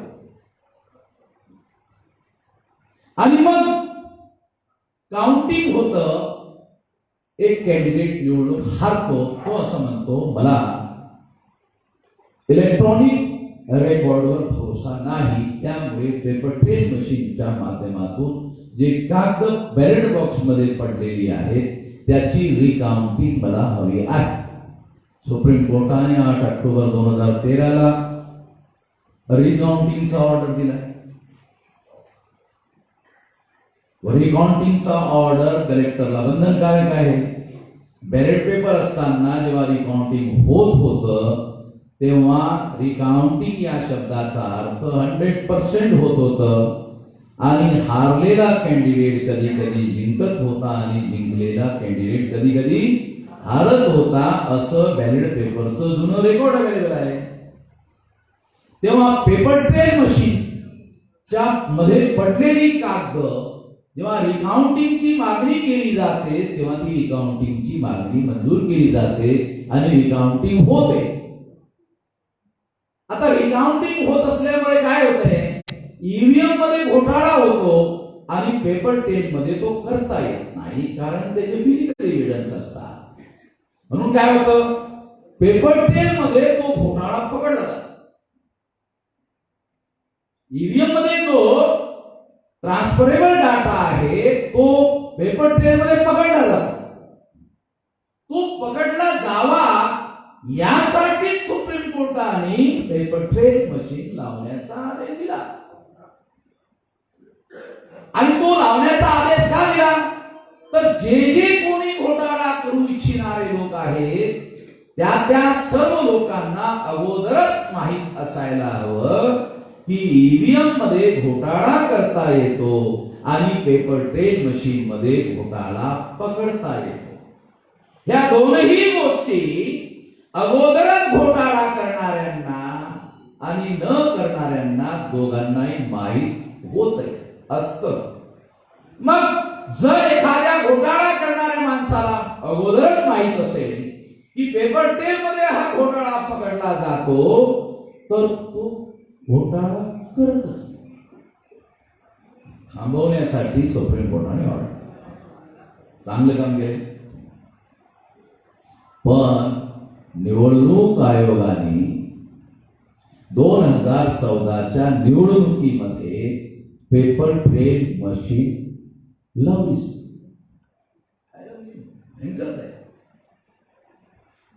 आता लावलीच नाही ही भारतीय प्रजेला, जनतेला, मतदाराला माहीतच झालं नाही. का माहीत झालं नाही? दोन कारण. एक तर ही पेपर ट्रेन मशीन 0.33% लावण्यात आली. हे कंटेम्प्ट ऑफ कोर्टचा आरोप येऊ नये म्हणून कुठे लावली? नागालँड, मिझोरम. बहुतांश लोकांना नागालँड, मिझोरम कुठे हे माहिती नसतं. यामध्ये बसलेल्या लोकांना त्यामुळे लोकांना माहीतच झालं नाही की पेपर ट्रेन नावाची मशीन 2014च्या निवडणुकीमध्ये लावण्यात आलेली आहे. ती सुप्रीम कोर्टाच्या आदेशावर लावण्यात आलेली आहे. कारण 2004ला 2009ला ईव्हीएम मशीन मध्ये घोटाळा झाला असल्यामुळे ती लावण्यात आलेली आहे. असं सांगता येऊ नये, लोकांना माहीत होऊ नये, लोकांपासून लपवता यावं यासाठी नागालँड, मिझोरमला ते लावण्यात आलं. 0.33 मधलं अर्धा टक्का पण लागले. मग तुम्हाला हे झालंय म्हणजे तुम्हाला हे माहीतच नाही लावली की नाही लावली. का माहित नाही? त्याचं दुसरं कारण काय? पेपरवाल्यांनी बातमी छापली. म्हणजे या गद्दारीमध्ये केवळ काँग्रेस सहभागी आहे, केवळ बीजेपी सहभागी आहे असं नाही. बऱ्याच संस्था यामध्ये, निवडणूक आयोग यामध्ये सहभागी आहे. आणि निवडणूक आयोग जर सहभागी नसता घोटाळा करण्यामध्ये, तर शिवसेना नावाचा पक्ष चीफ इलेक्शन कमिशनरनी शिंदे केलं. पूर्वी कधी झालं नाही, असा कायदा सुद्धा नाही. आणि निवडणूक आयोग देऊन टाकले. घटनाकारांनी काय लिहिले घटनेमध्ये? फ्री, फेअर अँड ट्रान्सपरंट निवडणुका करण्याचा सर्वाधिकार निवडणूक आयोगाचा राहील आणि त्यासाठी त्यांना सर्व अधिकार बहाल करण्यात येत आहेत. निवडणूक कमिशनर हे भारत सरकारचे नोकरदार असणार नाही. ते ऑटोनॉमस असेल. परंतु राजीव कुमार जो चीफ इलेक्शन कमिशनर आहे, तो नरेंद्र मोदीची चाकरी करण्यासारखं काम करून राहिला. त्याच्या नारायची हद आहे त्याला. तो माणूस चीफ इलेक्शन कमिशनर जो भारत सरकारचा नोकरदार नाही, तो त्या नरेंद्र मोदीचं, भाजपाचं, आरएसएसचं पाय चाटायचं काम करून राहिला. त्याला किती मोठे अधिकार घटनाकारांनी दिले, त्याच्यावर जबाबदारी आहे फ्री, फेअर अँड ट्रान्सपरंट निवडणुकीची. तो हे काम नाही करून राहिला, दुसरेच काम करून राहिला. दुसरा मुद्दा असा, म्हणजे हे एवढंच काम नाही केले, जे शिवसेनेचे पक्षाचं नाव देऊन टाकले. निवडणूक आयोगाने हे आणि यापेक्षा अनेक ब्लंडर केल्या. म्हणून चीफ जस्टिस चंद्रचूडने 4 दिवसापूर्वी सुप्रीम कोर्टामध्ये निर्णय दिला की इथून पुढे कुठल्याही प्रधानमंत्र्याला निवडणूक कमिशनर निवडण्याचा अधिकार राहणार नाही. बातमी वाचली. ही एवढी मोठी घटना चीफ जस्टिसने घेतली. पगार आहे चीफ जस्टिस, एवढा मोठा निर्णय घेतला. निवडणूक कमिशनर हे आपली जबाबदारी पार पाडत नाही हे बघितल्यानंतर चीफ जस्टिसने हा निर्णय घेतला.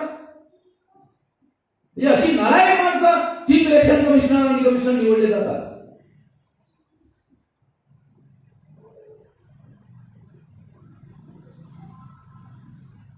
आता महत्वपूर्ण मुद्दा काय आहे की मग ह्या लोकांनी, ह्या निवडणूक कमिशनर लोकांनी हे जे काम केलेलं आहे त्यामध्ये पुढचा टप्पा काय आहे? निवडणूक आयोगाने 2014ला पेपर ट्रेल मशीन म्हणजे घोटाळा पकडणारी मशीन लावली नाही, 2014ला लावली नाही, 2015ला लावली नाही. कारण आमच्या देशामध्ये 36 राज्य आहेत. एव्हरेज दरवर्षी 7 राज्याच्या विधानसभा निवडणुका निवडणूक आयोगाला मॅन्डेटरी बंधनकारक कंडक्ट कराव्या लागतात. 36 राज्य आहेत, पूर्वी 35 होते, म्हणजे एव्हरेज 7 राज्याच्या निवडणुका कराव्या लागत होत्या. आता 36 असल्यामुळे एका वर्षी 8 कराव्या. तेव्हा 14ला, 15ला, 16ला निवडणूक आयोगाने पेपर ट्रेल मशीन लावलीच नाही. का लावली नाही? निवडणूक आयोगाला अगोदरच माहित आहे ईव्हीएम मध्ये घोटाळा होतो. का माहित आहे? तर निवडणूक आयोगच ऑर्डर देते मशीन बनवायला कंपनीला, आणि कंपनीवाला काय सांगते? जरा घोटाळा करणारी मशीन लागेल आपल्याला. कंपनीवाला काय सांगते की आम्हाला घोटाळा करणारी मशीन लागेल. तो कंपनीवाला काय म्हणतो? जरा जास्त पैसे लागतील. बरोबर आहे. कारण 2 नंबरी काम करायचं म्हटल्यानंतर ते कायदेशीर पैशामध्ये होत नाही. जे 2 नंबरी काम असतं त्यासाठी जास्त मोजावं लागतं. ऑफिसमध्ये लगावते मोजावं लागते. जेवढे पैसे द्यावं लागतात ऑफिसला जास्त द्यावं लागतं बाबूला, मग बाबू देऊन नाही. बाबू ते बेकायदेशीर असं देतात असं. मग कंपनीने कमिशनरला म्हटलं आम्ही तुम्हाला स्वस्त मशीन देऊ शकतो, पण त्या मशीननी इमानदार असते. इमानदार मशीन आम्हाला नको, घोटाळा करणारीच पाहिजे. पण जास्त पैसे आमच्या कुठले खिशातले जातात पैसे? हे देशातले लोक टॅक्स पेयर आहेत, ते टॅक्स देतात. त्या टॅक्स मधून आम्ही ह्या मशीन खरीदतो. गरीबातला गरीब माणूस जो कधी कधी भाजी खायला मिळत नाही म्हणून मिठाबरोबर भाकरी खातो, जास्त मीठ खातो. डॉक्टर टाटा बिर्लाला काय म्हणतो? जास्त मीठ खाऊ नका. गरीब समझ के रखा क्या हमको? ज्यादा नमक खाने के लिए मना कर रहे हो? नहीं, इसका गरीब के साथ कोई संबंध नहीं है. तो क्या संबंध है? ज्यादा नमक खाने से ब्लड प्रेशर बढ़ता है. अच्छा, ये बात है. कोई गरीब आदमी ज्यादा नमक खाता है तो उसका ब्लड प्रेशर क्यों नहीं बढ़ता? तो डॉक्टर टाटा बिरला को कहता है गरीब का ब्लड प्रेशर इसलिए नहीं बढ़ता क्योंकि गरीब के शरीर में ब्लड होगा तो ना प्रेशर होगा. चलो ब्लड नहीं, प्रेशर कहां से होगा? ब्लड होगा तब प्रेशर होगा. चलो ब्लड नहीं, चलो प्रेशर कहां से होगा? तो गरीब ज्यादा नमक खाता है, नमक पे टैक्स लगा हुआ है, तो गरीब भी टैक्स पे करता है, ज्यादा टैक्स पे करता है. गरीब से गरीब आदमी के पैसे से जो सरकार के पास पैसा जमा होता है वो पैसा चुनाव कमिश्नर घोटाला करने वाली मशीन खरीदने के लिए खर्चा करते हैं. इसलिए चुनाव आयोग को पहले से मालूम होता है घोटाला होता है, उसको पहले मालूम है. इसलिए चुनाव आयोग पहले से मालूम होने की वजह से पेपर ट्रेल मशीन, घोटाला पकड़ने वाली मशीन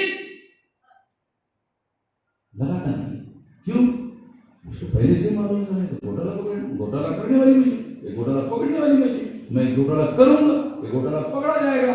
अब घोटाला पकड़ा गया तो इलेक्शन कमिश्नर पर देशद्रोह का मुकदमा चलाया जा सकता है और फांसी की सजा हो सकती है। 14, 15, 16 नहीं लगाया, जब नहीं लगाया तो मैं सुप्रीम कोर्ट गया। सुप्रीम कोर्ट में मैंने केस दायर किया, सुप्रीम कोर्ट में मैंने सारे दस्तावेज दिए, सुप्रीम कोर्ट ने नोटिस इशू किया, चुनाव आयोग का वकील कोर्ट में हाजिर हुआ और चुनाव आयोग के वकील ने जज साहब को कहा, जज साहब ये जो अमन मेश्राम है जिसने हमारे खिलाफ में केस दायर किया है वो ऐसे ऐसे ऐसे ऐसे ऐसे ऐसे लेटर लिखता है। जज साहब, जज ने पूछा वकील को चुनाव आयोग कैसे कैसे लिखता है? वकील ने कहा चुनाव आयोग को पढ़ के सुनाए। हाँ पढ़ के सुना, सुनो अमन मेश्राम का लेटर पढ़ के सुनाओ। वो पढ़ के सुनाए। 8 अक्टूबर 2013 को सुप्रीम कोर्ट ने पेपर ट्रेल मशीन लगाने का आदेश दिया, चुनाव आयोग ने नहीं लगाया, इसलिए लगाने के लिए मैंने लेटर लिखा।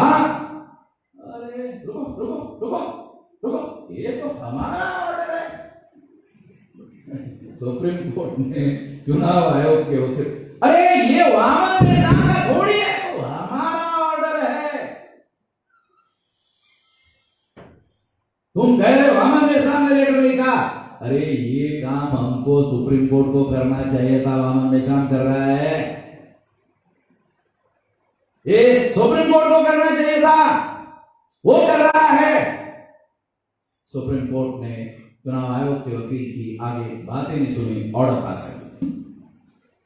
2019 के लोकसभा के चुनाव में 100% पेपर ट्रेल मशीन अर्थात घोटाला पकड़ने वाली मशीन लगाने का आदेश दिया जाता है।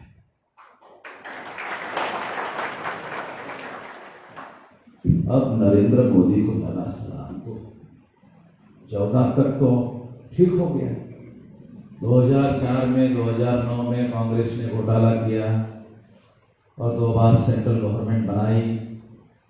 जब नोटिस इशू हुआ तो कांग्रेस के लोगों ने अरुण जेटली को, सुषमा स्वराज को संपर्क किया कि अडवाणी जी को रोका जाए, देश खतरे में पड़ेगा।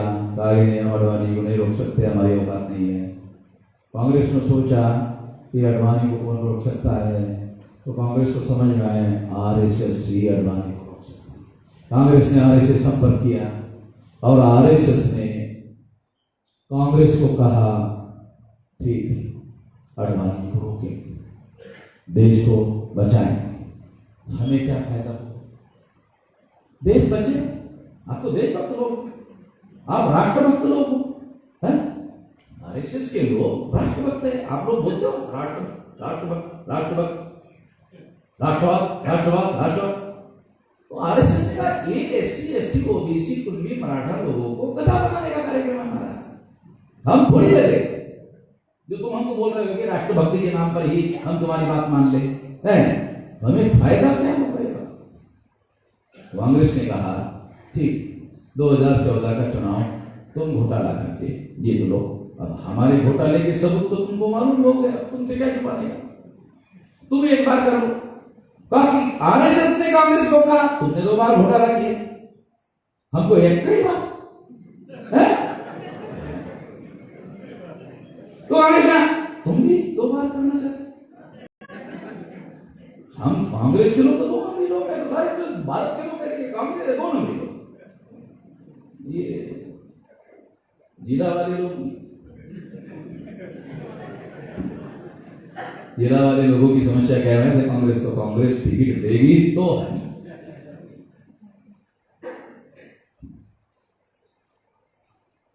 तो इस तरह से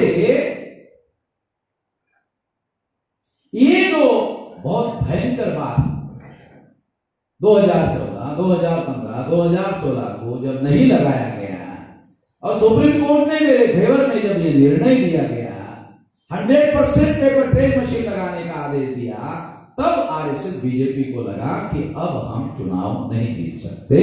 वामन मेश्राम ने टांग अड़ा दिया है। वामन मेश्राम की टांग इतनी कमजोर टांग नहीं है जिसको हटाया जाए। ये गांधी जी की टांग नहीं है, वामन मेश्राम की टांग है। गांधी जी की टांग तो सिंगल हड्डी वाली है, वामन मेश्राम की तो डबल हड्डी वाली है। तो कैसे किया जाए? तो कांग्रेस को हमारी मदद करनी चाहिए। कांग्रेस ने बीजेपी को, आरएसएस को, नरेंद्र मोदी को कहा, अरे हमारा प्रधानमंत्री होता ना, जो सारे 2 नंबरी काम करना है हम कर, पूछते थोड़ी। अब तुम प्रधानमंत्री हो, सरकार तुम्हारा, चीफ इलेक्शन कमिश्नर तुम्हारा, सारे देश की मशीनरी तुम्हारी, फिर भी तुमको मदद चाहिए। हमारी होती तो है, जो सारा 2 नंबरी काम है हम कर लेते। आपकी मदद लगेगी। कांग्रेस ने अभिषेक मनु सिंघवी के द्वारा फरवरी 2019 को सुप्रीम कोर्ट में केस दायर किया मेरे केस के विरोध। ये कांग्रेस के लोगों को चाहिए, हाईकमांड को पूछना चाहिए कि ऐसा केस किया है। तो वामन मेश्राम को डॉक्यूमेंट दिखा रहा है। कांग्रेस के लोगों को पूछना चाहिए लोअर केस किया क्या, तो सारा फाइल दे देता हूं मैं। अभिषेक मनु सिंघवी कांग्रेस के बड़े नेता है। सुप्रीम कोर्ट के 5 लॉयर है ना भारत में, उसमें कपिल सिब्बल और अभिषेक मनु सिंघवी एक बड़े तोप वकीलों के। तो सुप्रीम कोर्ट में अभिषेक मनु सिंघवी ने फरवरी 2019 को केस दायर किया। उसमें डिमांड क्या किया? उसमें डिमांड किया कि वामन मेश्राम का जो केस है रिकाउंटिंग का, उसे छोड़ो। क्यों छोड़ दो? ज्यादा समझे। मार्च, अप्रैल, मई, जून, चाहे निवडणूक आयोग 4 महिने लागला आणि 3 दिवस जर रिकाउंटिंगला वेळ लागला तर काय म्हणतात, नाही जास्त वेळ लागून जाईल। परंतु भारतीय संविधान निर्मात्यांनी तुम्हाला फ्री, फेअर अँड ट्रान्सपरंट निवडणुका करण्याचा अधिकार दिलेला आहे। तुम्हाला लवकर निवडणुका करण्याचा आदेश देण्यात येत असं मूळ घटनेत दिलंय। लवकर दिलेलं नाव घटना काही लिहिलं नाही। काय लिहिलंय? फ्री, फेअर अँड ट्रान्सपरंट निवडणुका घडवा, करा, लवकर नाही। पण जर निवडणूक आयोगाला असं वाटते उशीर लागतंय, मग अगोदरच जर 3 महिन्याचा 4 महिन्याचा निवडणूक आयोगाचा कार्यक्रम तुम्ही घोषित करता, त्यामध्ये 10 दिवस अगोदरच मिळवून टाका। पहिल्यांदा घोषित करून टाका की हे 3 महिने 3.5 महिने चालेल। लोकांना अगोदरच माहिती आहे की 3.5 लागणार आहे, मग उशीर होण्याची गरज नाही। तेव्हा या आधारावर काँग्रेसने निवडणूक आयोगाच्या संगनमताने आणि आरएसएस बीजेपीच्या संगनमताने सुप्रीम कोर्टामध्ये केस दाखल केली। काय केस दाखल केली? की रिकाउंटिंग करण्यात येऊ नये, मिलान करण्यात यावं। मिलान किती करण्यात यावं? तर ईव्हीएम मशीन मध्ये जे काउंटिंग होत आहे, जे पेपर ट्रेल मशीन मध्ये 100% करायचं आहे, त्याऐवजी 50% हे मिलान करण्यात यावं की ईव्हीएम बरोबर आहे की नाही आहे हे 50% मतांना ताळून बघण्यात यावं। आता प्रश्न काय आहे? मी तुम्हाला हा संवैधानिक प्रश्न सांगतोय, आमच्या लोकांना बऱ्याच गोष्टी कळत नाही। एक कॉन्स्टिट्यूशनल प्रश्न निर्माण झाला, त्या प्रश्नावर मी सुप्रीम कोर्टामध्ये गेलो। सुप्रीम कोर्टानं त्या प्रश्नावर निर्णय दिला आणि तो प्रश्न कॉन्स्टिट्यूशनल प्रश्न संवैधानिक पद्धतीनं निकालात काढला। त्याच मुद्द्यावर पुन्हा सुप्रीम कोर्टामध्ये केस दाखल करता येत नाही। फैसला झालेला आहे, निर्णय झालेला आहे। मग सुप्रीम कोर्टानं पुन्हा त्याच मुद्द्यावर केस एंटरटेन का केली? तो चीफ जस्टिस ऑफ इंडिया होता रंजन गोगोई, त्याच्यावर एका महिलेने विनयभंगाचा आरोप केला। मग चीफ जस्टिसच्या नंतर दुसरा नंबरचा जज होता सुप्रीम कोर्टामध्ये नागपूरचा RSSचा त्याचा दादा बोबडे, त्यांनी ते वकिलांचं संघटन बनवलं. तो RSSच्या वकील अध्यक्ष त्याचा पोत्रा नातू हा दुसऱ्या नंबरचा जज होता जस्टिस बोबडे. त्याच्या अध्यक्षतेखाली 7 जजचं बेंच बसलं. रंजन गोगोईला निर्दोष सोडले. त्या बाईंनी खोटे आरोप केले की खरे केले याची चौकशी करण्यासाठी जस्टिस पटनाईकच्या नेतृत्वामध्ये चौकशी समिती नेमली. जस्टिस पटनाईकनी त्या बाईला निर्दोष सोडले. दोघी निर्दोष. आश्चर्यकारक गोष्ट कशी आहे. आणि रंजन गोगोई जर निर्दोष आहे तर बाईने खोटा आरोप केला. आणि बाईने खोटा आरोप केला याचा अर्थ बाई दोषी आहे. आणि बाई जर दोषी आहे तर पटनाईकने त्याला निर्दोष सोडलं. आणि पटनाईकने निर्दोष सोडलं आणि बोबडे सुद्धा दोघांनाही निर्दोष सोडलं. जगाच्या इतिहासामध्ये असं कधी झालं नाही. बातमी आली, मी वाचली, ऐकली, माझ्या लक्षात आलं की पडद्याच्या पाठीमाग खिचडी चांगली पकलेली आहे. 8 एप्रिलला जस्टिस रंजन गोगोईने निर्णय दिला 50% मिलान होणार नाही, 1% आणि हा 1%चा निर्णय कशासाठी? रिकाउंटिंगचा जो ऑर्डर वामन मेश्रामचा आहे त्याला खाली लावण्यासाठी. म्हणजे सांगता यावं निवडणूक आयोगाला की नाही हा करंट डिसिजन आहे, हा जुना निर्णय आहे आणि हा करंट आहे म्हणून आम्ही करंट लागू करणार. आणि अशा पद्धतीनं 2019च्या निवडणुकीमध्ये नरेंद्र मोदीला प्रधानमंत्री बनवण्यासाठी काँग्रेसनी पूर्णतः मदत केली. काँग्रेसचे लोक काय सांगतात आम्हाला, बीजेपी बरोबर आमचं हार्डवेअर आहे, वैर नाही हार्डवेअर आहे. आणि बीजेपी वाले काय म्हणतात, आमचं काँग्रेस बरोबर हार्डवेअर आहे.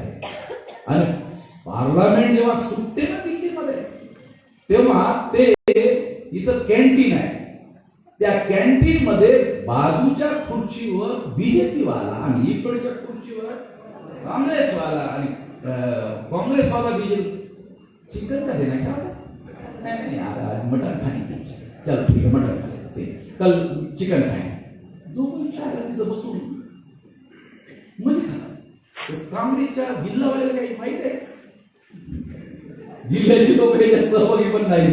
हे सर्व चाललेलं आहे. आम्हाला मात्र सांगतात की नाही आमची तो फार हार्डवेअर आहे. एक ब्राह्मण गया तो दूसरा ब्राह्मण आता है, दूसरा ब्राह्मण गया तो पहला ब्राह्मण आता है. कांग्रेस की स्थापना चटर्जी, मुखर्जी, बनर्जी, गोखले, तिलक, आगरकर ब्राह्मणों ने की और बीजेपी की स्थापना RSS के ब्राह्मणों ने की. दीनदयाल उपाध्याय को उसका राष्ट्रीय अध्यक्ष बनाया संस्थापक और श्यामा प्रसाद मुखर्जी बंगाली ब्राह्मण को बनाया. और जनसंघ को जब नाम परिवर्तन हुआ भारतीय जनता पार्टी तो पहला राष्ट्रीय अध्यक्ष पंडित अटल बिहारी वाजपेयी, वो भी ब्राह्मण. दोनों ब्राह्मणों की पार्टी, एक जाति तो दूसरी आती है, दूसरी जाति तो पहली आती है. ईवीएम मशीन ने भारत में ब्राह्मण राज स्थापित कर दिया, स्थायी कर दिया, परमानेंट कर दिया. किसी को समझ में आ रहा है? किसी को समझ में नहीं आ रहा है. अल्टीमेट पावर ब्राह्मण के हाथ में रहेगा, परमानेंट पावर उनके हाथ में रहेगा. हमारा आदमी मंत्री बन सकता है, राज्य मंत्री बन सकता है, MLA बन सकता है, MP बन सकता है, फैसले लेने का अधिकार उनके पास नहीं होगा. ऐसा हो गया है, एक कर दिया गया, ये ईवीएम के द्वारा किया गया. तो क्या करना होगा इसको रोकने के लिए? इसको रोकने के लिए सबसे पहले जो वोट का अधिकार है, मौलिक अधिकार है, ईवीएम मशीन वोट की चोरी कर रही है। पहले लोग एमएलए एमपी चुनते थे, अभी ईवीएम मशीन चुन रही है। इसलिए लोक प्रतिनिधि संकल्पना खत्म हो गई है। अब ईवीएम मशीन के द्वारा एमएलए एमपी बनते हैं और लोकतंत्र से लोकतंत्र था, ईवीएम से ईवीएम शाही हो गई है, ईवीएम शाही आ गई है, लोकशाही खत्म हो गई है। इतना भयंकर मामला है, रोकना हो। एक वोट का अधिकार है, फंडामेंटल राइट है। इस फंडामेंटल राइट को बचाने का अधिकार सुप्रीम कोर्ट के पास है। आर्टिकल 32 के तहत संविधान निर्माताओं ने सुप्रीम कोर्ट को अधिकार दिया है नागरिकों के मौलिक अधिकारों की रक्षा करने का। इसलिए सरकार को, सुप्रीम कोर्ट को हमारा ये अनुरोध है, चुनाव आयोग को भी कहना है, इस बात को स्वीकार करे कि देश का लोकसभा और विधानसभा का चुनाव सुप्रीम कोर्ट के 3 जज के पैनल के निगरानी, नियंत्रण और निर्देशन में चलाया जाए। 3 जज का पैनल होना चाहिए। दूसरा, नागरिकों को सरकार चुनना है, सरकार बदलना है, सरकार बनाना है, तो नागरिकों की कमेटी होनी चाहिए निगरानी, नियंत्रण, निर्देशन करने के लिए। और चुनाव आयोग पर चेक होना चाहिए, न्यायालय का चेक हो और नागरिकों का चेक हो। और नागरिक समितियां स्टेट लेवल पर भी हो, लोकसभा लेवल पर, विधानसभा लेवल पर भी हो। अगर निगरानी, नियंत्रण और निर्देशन के तहत चुनाव होता है तो घोटाला होने के पहले रोका जाएगा। घोटाला होने के पहले रोकना जरूरी है। अगर ऐसा होता है तो ईवीएम मशीन चलाया जा सकती है। लोगों ने मुझे कहा ईवीएम मशीन तोड़ना होगा, ईवीएम मशीन फोड़ना होगा। मैंने लोगों को कहा, जो सजेशन दे रहे थे, मैंने कहा मैं इसके लिए तैयार नहीं हूं। संविधान के दायरे में रहकर काम करने का मैं आदी हूं। मैं पहले लिखित रूप से चुनाव आयोग को ये सजेशन दूंगा, अगर वो मानते हैं अक्टूबर, नवंबर, दिसंबर तक समय देता हूं। नहीं मानते हैं, भारत बंद करेंगे। आप लोगों को याद होगा सीए, एनसीआर, एनपीआर, एनआरसी, ये जो कानून सेंट्रल गवर्नमेंट ने बनाया था, उस कानून के लागू करने के विरोध में मैंने भारत बंद करवाया था। आज तक भारत सरकार उस कानून को लागू नहीं कर पाई। तो मैंने आप लोगों को बताया, आज तक वो कानून लागू नहीं कर पाया।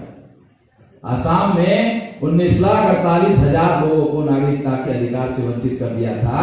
उसमें केवल 5 लाख मुसलमान थे, 14,48,000 SC, ST, OBC के थे। इस मुद्दे को लेकर मैंने भारत बंद कराया।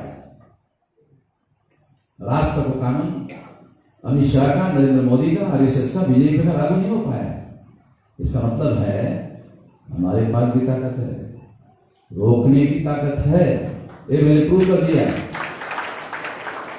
लगभग 12 लाख NGO है, उन लोगों के साथ भी वार्ता हो रही है। जो भारत बंद है, बहुत विशाल भारत बंद होगा, इसकी तैयारी हम लोग कर रहे हैं। ये तैयारी शुरू हो गई है। आप लोगों को भी निर्देश है, 10, 20, 25, 50, 100, 200 लोगों की मीटिंग करना शुरू करो, तैयारी करो। तोड़ो मत। मैं जब तक नहीं बोलूंगा तब तक तोड़ने का नहीं, मैं बोलूंगा तब तोड़ने का। नगर के हमारे कार्यकर्ता ने एक मशीन तोड़ दी। मैंने पूछा, अरे अकेले को क्यों किया?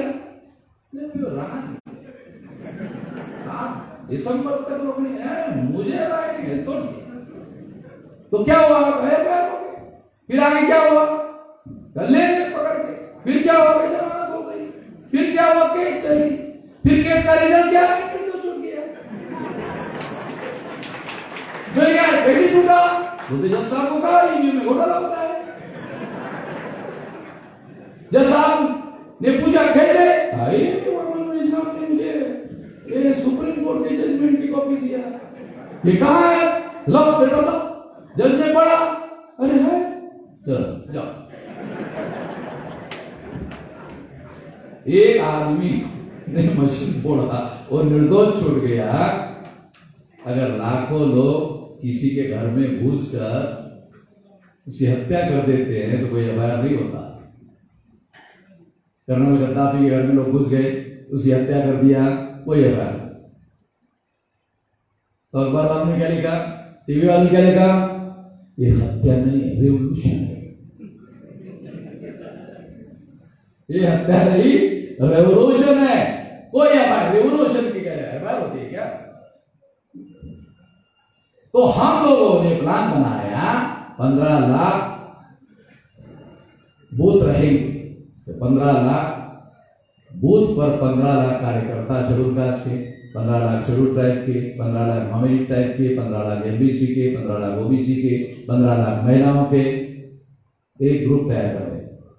वो आदमी जाएगा, मशीन उठाएगा, वोट भी डालेगा, वो वोट डालने के बाद उठाएगा, जमीन पर पटक देगा। कोई हथौड़ा लेकर जाने की जरूरत नहीं है, हथौड़ा लेकर जाने नहीं देंगे, उठाएगा, पटकनेगा, तोड़ देगा, फूट जाएगी। बहुत सेंसिटिव होती है, एसी लगाना पड़ता तब चलती है,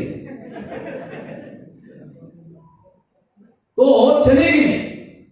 और ये जो आप तैयारी करोगे ना, एक फोड़ने वाले लोगों की वीडियो बनाओ, वो वीडियो चुनाव आयोग को भेजो, गवर्नमेंट दो, तैयारी करो, चुपके थोड़ी कर। किसी ने मुझे कहा साहब जी ऐसा करने से जेल होगा, मुझे कहा ये जेल होगा। मैंने कहा गांधी जी जेल में जाते जाते लहान हो गए कि महान हो गए? महान, तो हम सारे कौन से छोटे हो? देश के लिए, संविधान की रक्षा के लिए, लोकतंत्र की रक्षा के लिए लड़ रहे, चोरी कर रहे, डकैती डाल रहे, ठगी कर रहे, देश के लिए कर रहे, तो देश के लिए, लोकतंत्र के लिए, संविधान की रक्षा के लिए जेल में जाएंगे तो वो हीरो बनकर वापस आता है। मैं जेल में गया गुजरात में, नरेंद्र मोदी के, लोगों को डर लगता है, मैं गया, मैं पुलिस वाले मेरे को अरेस्ट नहीं करते, मेरे पुलिस वालों का अरेस्ट क्यों नहीं करते? करो, ऊपर से आदेश नहीं आता, क्यों? मैंने आप बड़े हो जाओगे, इसलिए अरेस्ट करने का ऑर्डर नहीं है। मैं खुद ही अरेस्ट कर दिया, तो असिस्टेंट पुलिस कमिश्नर मेरे पास आके बैठा, कुछ नजदीक से बैठा, आज तो आप हीरो हो गए। असिस्टेंट पुलिस कमिश्नर, मैंने कहा गांधी जी हीरो हो गए थे तो मैं हो गया तो गलत हो गया? नहीं, हो गई पता कैसे? सारे देश भर से टीवी बना रहे हो, दिन भर से, हमें तो मालूम नहीं था। मैंने कहा 45 साल से ये देश भर का नेशनल लेवल का संगठन बनाया, 2030 तक ये 6 लाख गांव का संगठन हो जाएगा। जब इतना विशाल संगठन और आंदोलन हो जाएगा, जैसे गांधी जी का हो गया था, तो गांधी जी ने अंग्रेजों को कहा था, साल्तेवा नहीं, साल्तेवा। तर अंग्रेज जे आहेत ते भारत सोडून निघून गेले, तेव्हा या देशाचे जे राज्यकर्ते ब्राह्मण आहेत, त्यांचा डीएनए विदेशी आहे, त्यांनी माझ्यावर असं चालते व्हा म्हणण्याची पाळी आणू नये।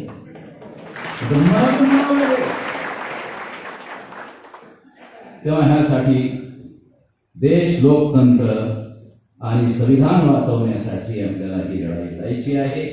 तुम्ही यासाठी तयारी करा, एवढंच या निमित्तानं मला सांगणं आहे। आपण ऐकून घेतलं त्याबद्दल धन्यवाद।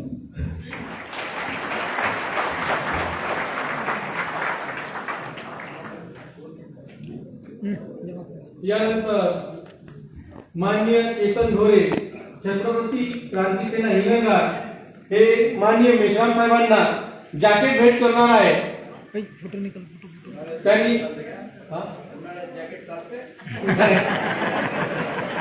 गर्मी हुई उन्हाळ्यात, तरी मेश्राम साहेबांनी त्यांचं जॅकेट स्वीकार करावा ही विनंती।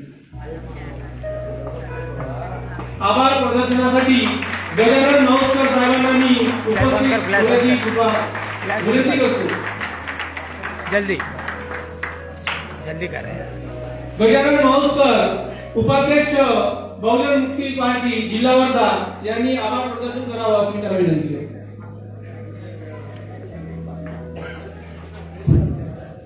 भारतीय संत तुकारामाचा एक अभंग आहे, बुडते हे जन न देखेवे डोळा म्हणून कळवा येत असे. या जगामध्ये संत तुकाराम महाराज 17व्या शतकामध्ये जे मनुवाद्याच्या तावडीमध्ये जे आपला ओबीसी समाज ST ST ओबीसी सापडून त्यांना अन्याय अत्याचार करून धार्मिक अत्याचार करून जे बुडवण्याचं काम करत होतो आणि त्यांच्या मार्फत तुकारामांनी जी क्रांती केली तेच विचारधारा घेऊन माननीय वामन मेश्राम साहेब आपल्याला जे संविधानिक अधिकार आपली जे मनुवादी व्यवस्था बुडवत आहे आणि EVMच्या माध्यमातून आपली लोकशाही बुडवण्याचा प्रयत्न करत आहे. आणि म्हणून या जगाच्या कळवळ्यानुसार माननीय वामन मेश्राम साहेब रात्रंदिवस EVMचा मुद्दा घेऊन काश्मीर ते कन्याकुमारी फिरत आहे आणि आज या ठिकाणी वर्धेमध्ये त्यांनी आपल्याला EVM कशी धोक्याची आहे आणि आपल्याला EVM का नाकारावी लागेल हे सांगितलं. त्यांच्याबद्दल मी त्यांचे आभार मानतो. तसे माननीय या कार्यक्रमाचे उद्घाटक माननीय सुबोधजी मोहिते पाटील यांनी सुद्धा आपल्याला EVM आपल्या लोकशाहीसाठी कशी घातक आहे ही सांगितली आणि ते आपल्या कार्यक्रमाला उपस्थित राहिले.